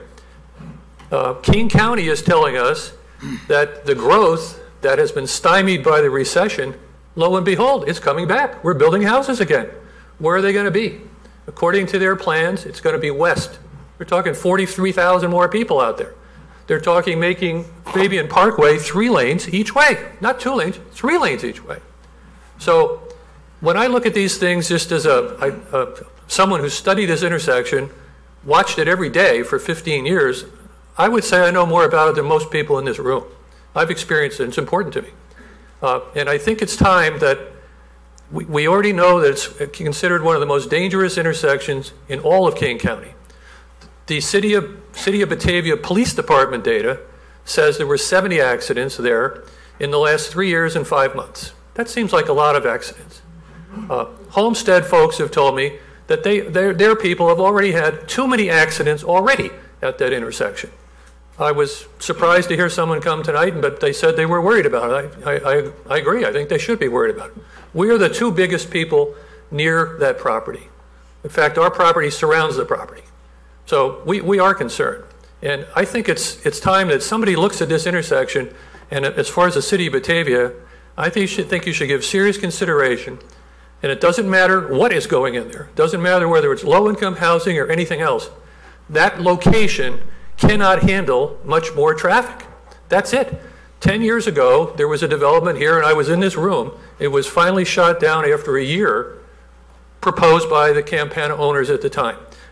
One of the primary reasons was that KDOT, King County Department of Transportation, came in and it said, hey guys, the 2 entrances to this project are too close to the light. Take a look at it. It's not, you don't need a genius to understand that.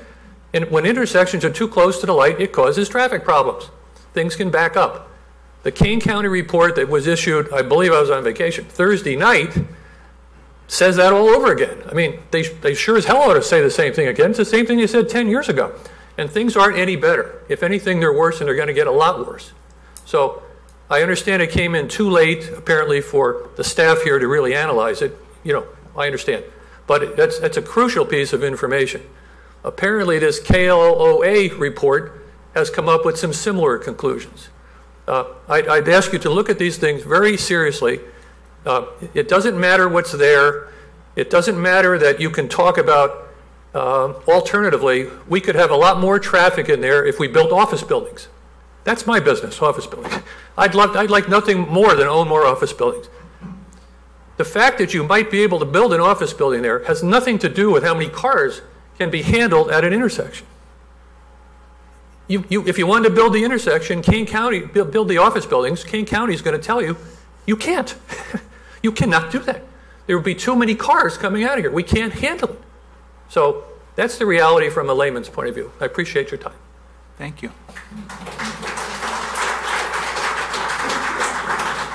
Next is Dan McLaughlin and then Natalie Weiss.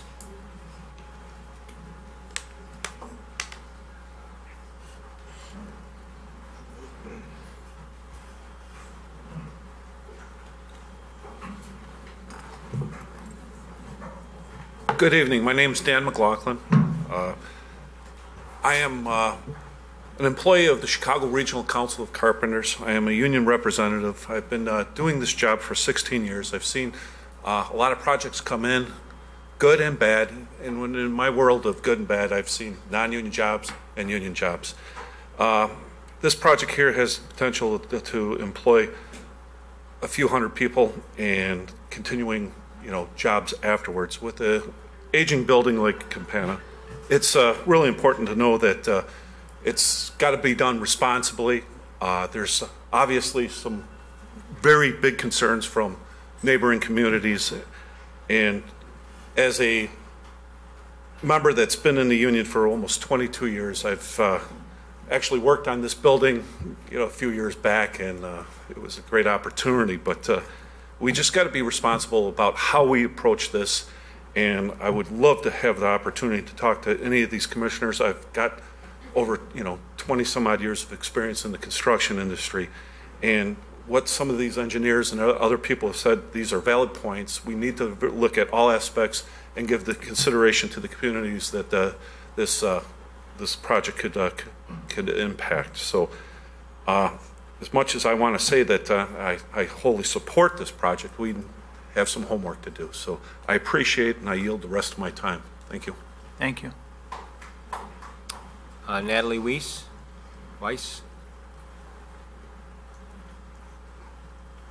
Good evening. It is Natalie Weiss, and I'm one of those that was also raised by a single working mother, not college educated, often worked 2 and 3 jobs to support us. So I definitely understand the need for affordable housing, as other people have said, but I do not feel that the Campana project is suitable for what is being proposed.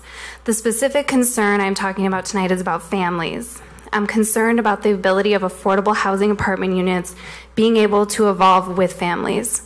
For instance, when a young family decides to grow by the addition of young children and their 1-bedroom unit no longer is appropriate for their needs, will they be displaced and put back at the bottom of the waiting list, or will they be placed in a situation like the lady from the Elgin Apartments who filed a formal complaint with the City of Elgin's Code Compliance Division that said a tenant who has 3 children, aged 2, 4, and an infant, are in a 1-bedroom apartment. She was told by the management that she would be put in a 2-bedroom. They have since told her that currently there are no 2 bedrooms available and she has been put on a waiting list. She does not understand how the management can do this as it is a code violation. To me, this isn't acceptable. So as Evergreen, can you please explain your plan for accommodating the needs of growing families? Thank you. Thank you. Next is Tom Simonian and then Emily Erickson.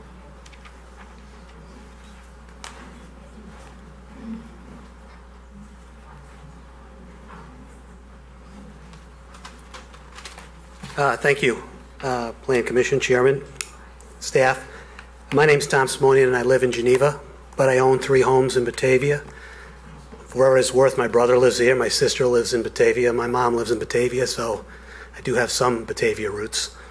I'm here to speak on a couple of things. One is 3 of the zoning code sections that you mentioned tonight, I believe are critical to how you decide on this project, because it's going to set precedent moving forward for other projects. Zoning Code Section 2.505B, which addresses the coverage of vision glass on the building. There's a reason mason glass block is not considered vision glass. Folks, this was a factory. It was built as a factory, and it still is a factory. I would encourage you to go into one of these rooms and spend 2 or 3 hours with this glass block and see what kind of an environment it really is. If this is to be done right, historic preservation should remove that requirement and let them put windows to accommodate living conditions. So giving a variance on that particular code, I believe, is a mistake. Zoning Code Table 4.204 specifies the number of parking spaces required. Mayor Shelkey said in the first meeting, the committee of the whole meeting where the public was invited, that he said he wouldn't support any number less than what the zoning code specifies, and cited past variances 20 plus years ago to parking and how it has impacted Batavia today. I don't believe that allowing them a land bank is the answer. If it's 301, make them build 301. The last zoning code, section 4.704C-.1, does not allow residential buildings as a support structure for wireless communication facilities. Putting a facade around the telecommunications tower does not address this issue. And how do you address the issue when a number of other developments, now you allow this to happen, that they come and say they want to put a telephone tower on their 50-unit building or 20-unit building. You open up a can of worms here and you set precedent for other developments to allow telecommunication equipment to be put on top of the roofs. Mr. Block, when I heard him speak at the congregational church, mentioned that the development would allow up to 2 people per bedroom. The proposed development has 130 bedrooms. If you expanded that to 2 people per bedroom, you're talking about 260 tenants. Now, their number says they're going to send 26 students in this development. Obviously, an email earlier mentioned 41. I believe the number is going to be closer to 80. And I'd like to piggyback on Bob McQuillan's math. If it was 80 children, that development would have to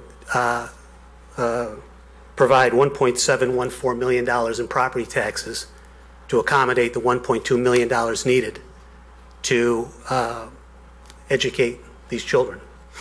I have no problem with any of this. What I have problems is that everybody's subsidizing this except the developer.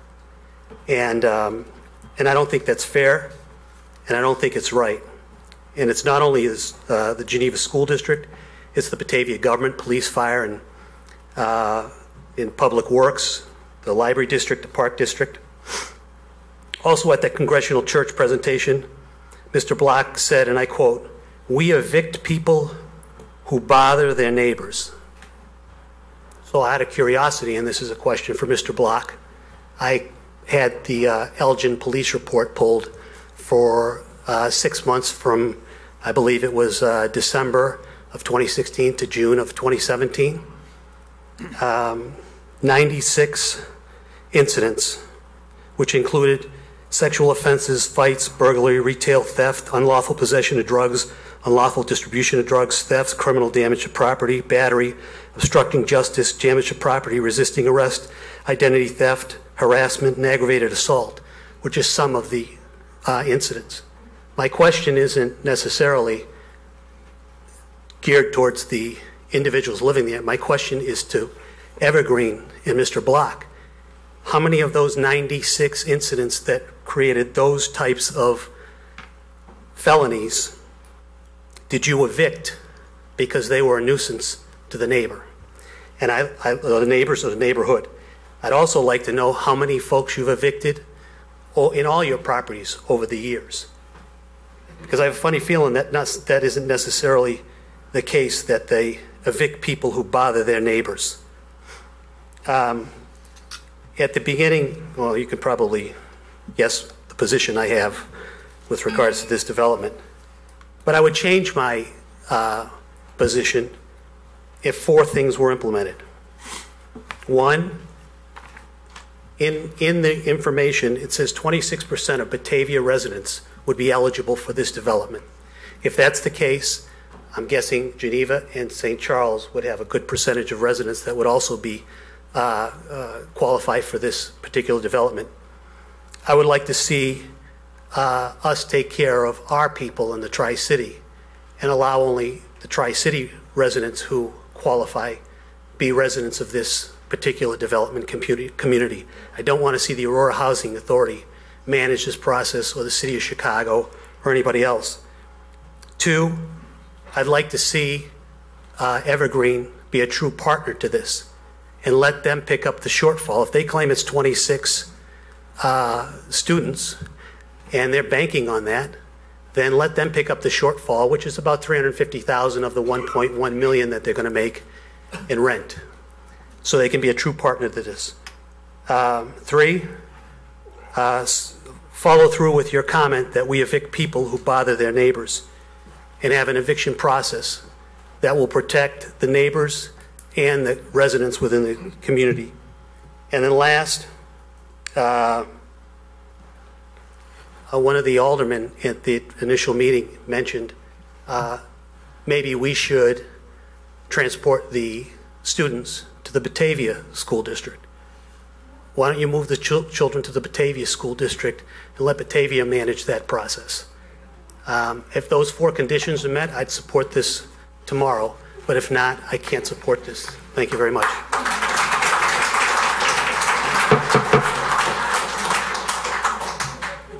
Next is Emily Erickson, and then Maggie Haroldson.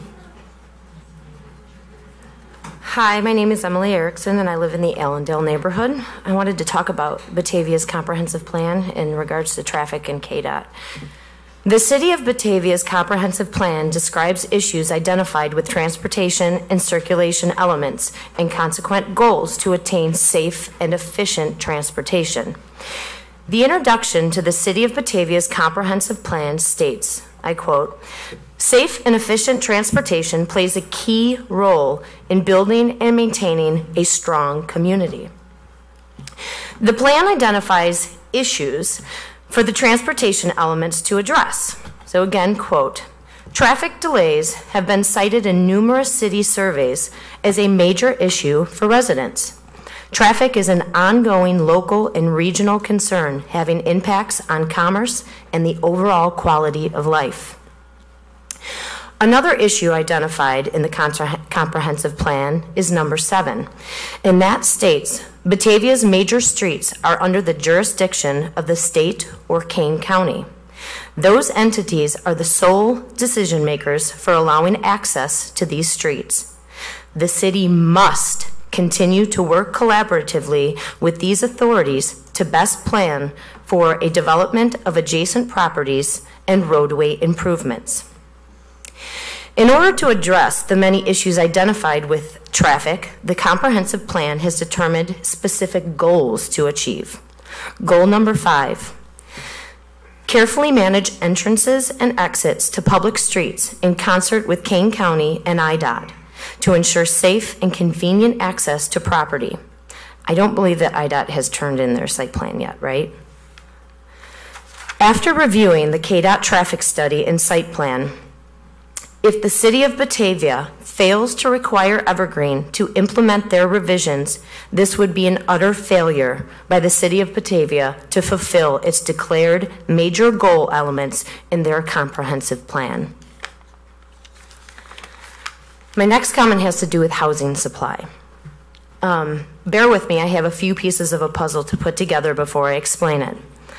After reviewing the Homes for a Changing Region plan, it states that the following findings.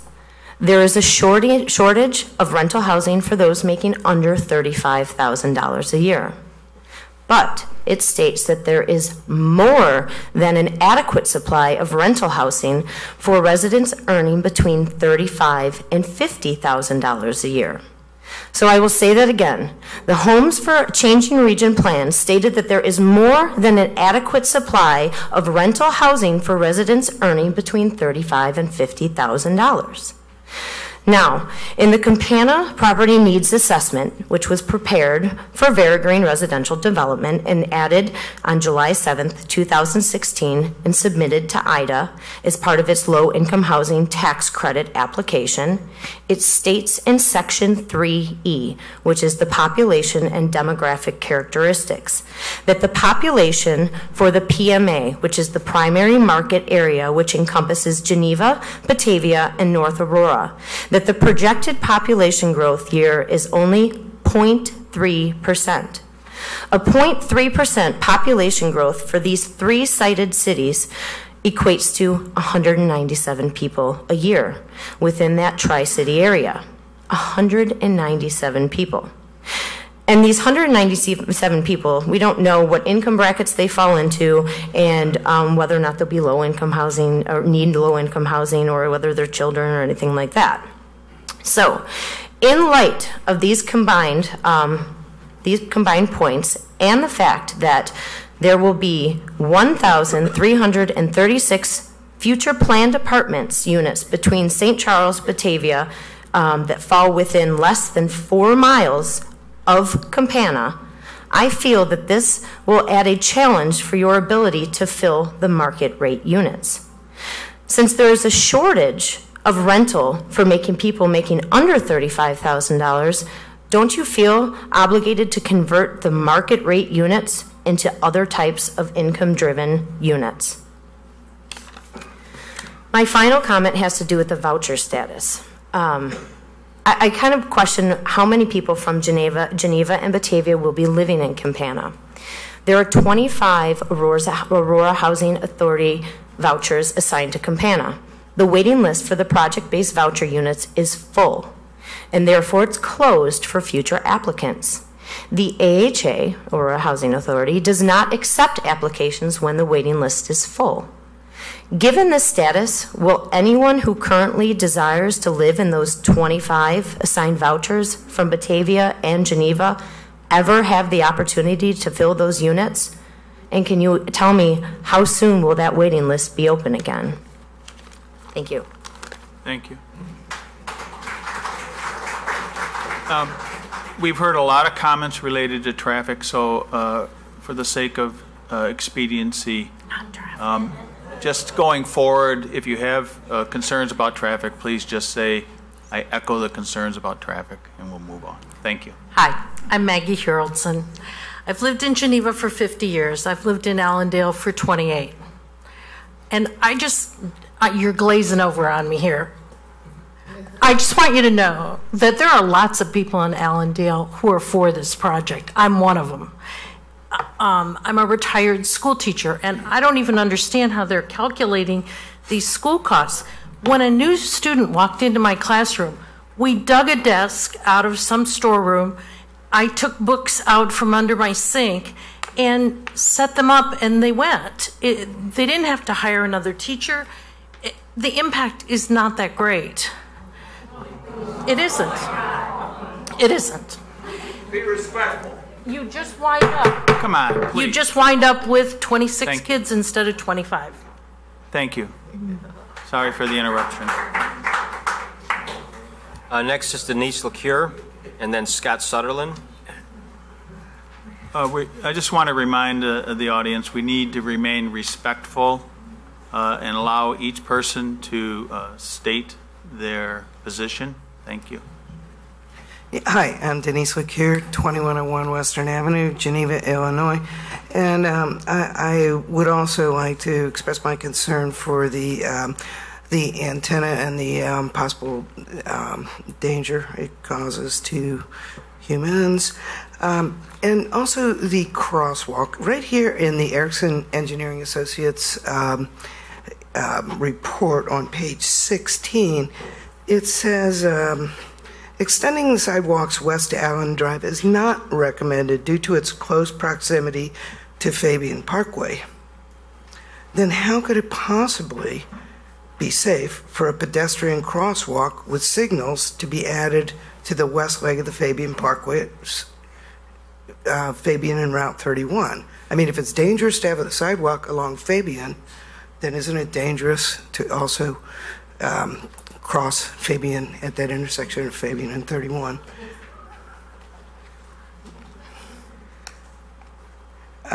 Another thing that it says in the report here on page 16 that, in the conclusion of the Erickson Engineering, it says an internal roadway connection between the east residential parking and west commercial parking lot is not recommended due to potential of cut-through traffic from Illinois 30 one, to avoid congestion at the Fabian Parkway traffic signal. I mean, their own engineering company is saying they don't recommend this, but here in your plan, you're saying you are including that. So to me, it just contradicts this engineer's report. And also, just in, I share a lot of the same concerns as other people do. I don't believe there's any possible way that Geneva or Batavia residents could be guaranteed to live in this facility. And I do know that the housing or housing authority application process has been closed for a long time. I guess my last thought would be, when you're talking about property values, we don't figure out property values based on statistics. We determine what property values are based on facts. And that's one element. What's going to happen to the market? And we really don't know that. And for somebody to come in here and say, oh, it's not going to have any effect, we won't know until we decide who desires to live and who desires to own property next to this facility. One of the big functions of valuing property is called CDU, condition, desirability, and utility. Are you going to desire to live behind a housing project? Are you going to desire to live in Wayne? I mean, it's kind of common sense that this is, for the people that back up to there. I've heard a lot of concerns over the property values, and I think when I just think of that one element, desirability, I'd have to. Well, I guess I have to look at the facts to see if it really is going to affect the property values. Thank you. Thank you. Scott Sutherland and then Sandra Pinsack. Good evening, Scott Sutherland, Geneva, Illinois. I have some handouts for you.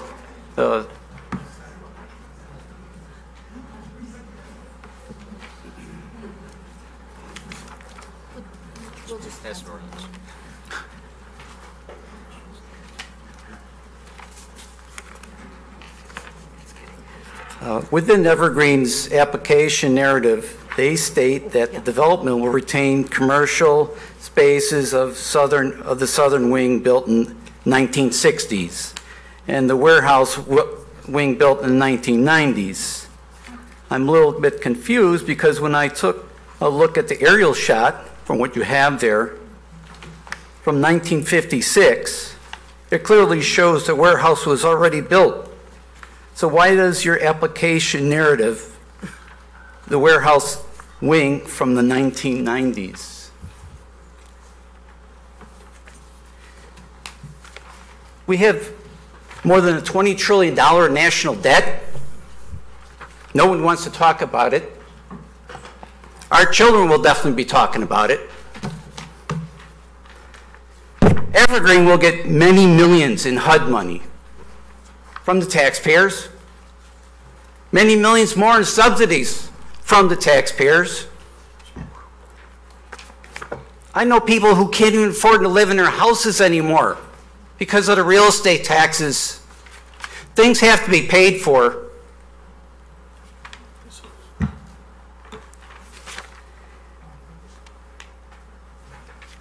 Mass immigration is what is really driving the housing shortage, especially low income.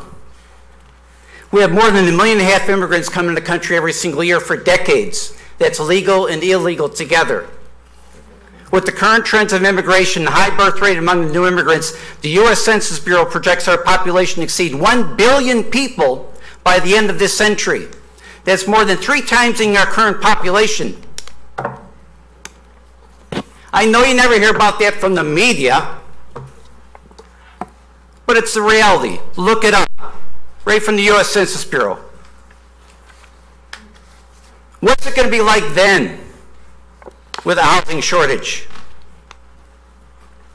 What's it going to be like in just 40 or 50 years? Are we just going along just to get along?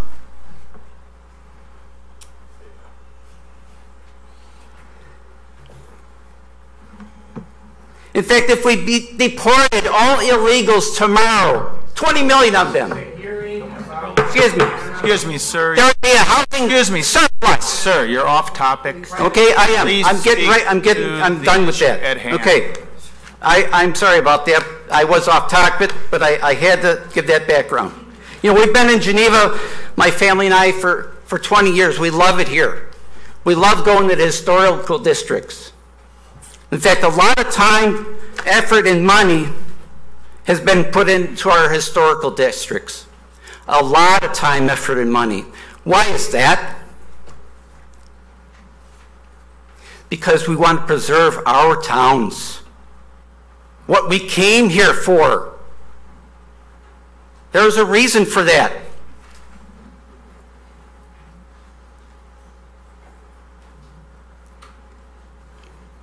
You know, this gerrymandered gaboozle that the guy's proposing here will certainly make him some money if it's done, but all of us will be stuck with his proposal.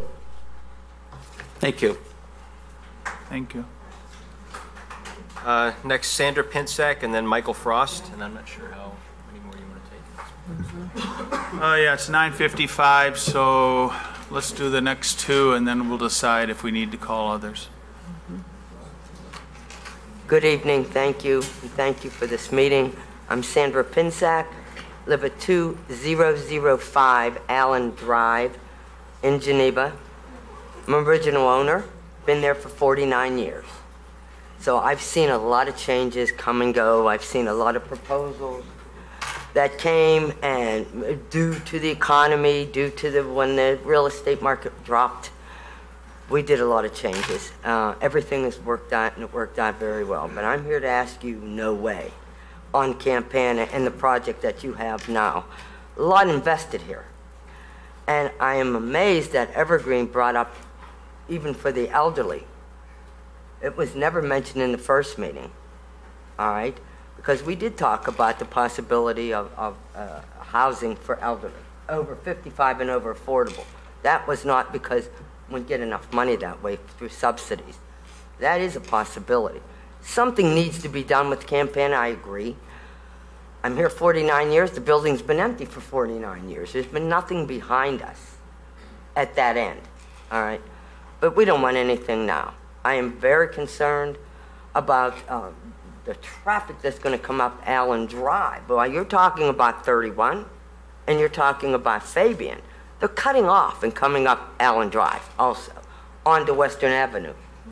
We've got a park there, and most of them are young people. I'm one of the older ones in there with the little children in the park.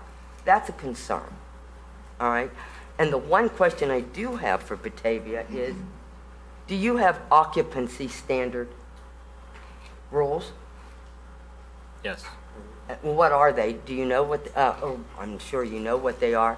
Will they apply to Evergreen? That is per square foot, people per square foot in a unit? It's based on the property maintenance code, yes. There are occupancy limits that are required. So what would be the standard for the Evergreen, for the Campana? I can't tell you offhand because it's based on square footage and the rooms and how it's configured, so. Okay, and is that... We'll add that to the list of questions that we'll research all right, and then respond to at the next meeting. Who's responsible for following through and maintaining and monitoring that those standards are always kept? Ultimately, it's the landlord, but the city also has a rental inspection program that we maintain, so this building would be subject to that program as well. Oh, okay, good. All right, then. And thank you. Thank you. Next is Michael Frost. Michael Frost, a resident on Allen Drive. A lot of the things that I'd want to mention have been covered, and I will not recover those. A couple things related to those wanted to touch on. The first that was mentioned, we've talked a lot about traffic. The pedestrian traffic, I think, is one that really does need to be hammered. As Javier had mentioned, the increase in pedestrian traffic Batavia, I just encourage you to take a look at Wilson and Kirk and the amount of pedestrian traffic that crosses Kirk Road to go to the gas station to purchase items from that apartment complex. When that gas station was built, it only took a couple of months for the Batavia Pantry on Wilson to close due to lack of business, primarily pedestrian traffic from those buildings. We're talking about a development here that has a lot of people who don't have cars. It's already been mentioned that they do have to walk significant distances to get to locations. And again, having to cross that road on Fabian, cross the bridge, it would be totally unsafe for the residents to do so. So again, please look at where Wilson and Kirk and the housing development there and the gas station across the street and watch the pedestrian traffic that goes there. I've heard a lot today about housing for elderly and disabled, and I did not hear that at the prior meeting. The only thing I'm concerned with there is simply, I've heard a lot in the project proposal about 16-foot ceilings and loft bedrooms, and I've heard about staircases, so I'm not sure how the elderly and disabled are going to benefit from some of those units, although I'm sure in the plans full ADA compliance is a part of that. I'm just a little at loss there. As Mr. Block had said in the original proposer, the vision was working families. And then we came up with that number of approximately 26 students. With 80 units and 26 school-age kids, it's about 0.3 kids per unit. Now that's, again, school age versus all kids, but unless this is The Simpsons, kids do age, and they do go to school. 0.3 kids per unit. We've already said there's 80 units, and there's potential for how many people and how many bedrooms. According to Pew Research, there's average mother has 2.4 kids. So doing a little math, 12 of these units will have an average mom. I'm not sure who's living in the other 68 units.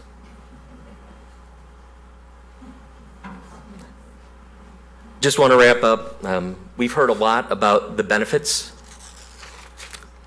for Evergreen. We've heard a lot about the benefits for the city of Batavia. We've heard about benefits for those who are in need and need low-income housing. I have not heard any benefits for the current residents of Geneva or Batavia because, frankly, it doesn't seem like there are benefits. If we were cost neutral, I think we would be very much on board. But I think what we've heard tonight is that there are many things that are serious concerns about the quality of life that haven't been addressed. And those things need to be taken into consideration. Thank you. Thank you.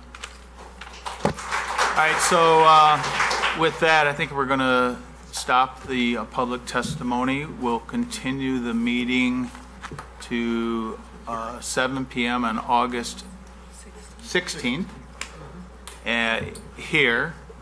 And certainly you're all welcome to come back. Appreciate everyone attending. I would just offer the applicant, do you have any closing remarks that you'd like to make? You need a motion and vote on that. Thank you, members of the Planning Commission. Thank you, everybody who offered comments tonight. I have about 6 pages of notes here. As somebody once said, there's a lot to unpack. And so we will have our professional team address some of these specific issues, the issues that are in our purview. We will bring those, and so we will come prepared at the next meeting to address as many of these comments as we can. We all understand that this project is still in the relatively early stages, and so we are happy to continue this conversation. We look forward to the opportunity, and we thank everybody for your time. Thank you. Yeah, motion. We continue to August 16th. Yeah, we're going to make a motion to continue. We do have a few closing items on our agenda, so if you would please be respectful and leave the room quietly before you start your conversations, we'd appreciate that. What's the time on 6 o'clock? Okay, so Mr. Schneider made the motion. to continue to 7 p.m. August 16th.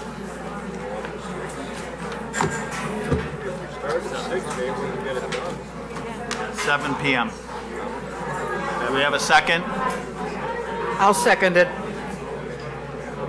Okay, all in favor? Aye. Aye. I will not. We got to set a cutoff time More for discussion, or are we going to have a third meeting of this now? What's the game? You have to take all the comments. Yeah, We significantly got through the people on the list. Now, if more people show up, They're allowed to speak. and we had an hour's worth of opening statements, so I'm thinking we should make it. Okay, other business. Anything? I have nothing. If not, a motion to adjourn. I move. I'll second. All in favor? Aye. Aye. Okay, we're adjourned.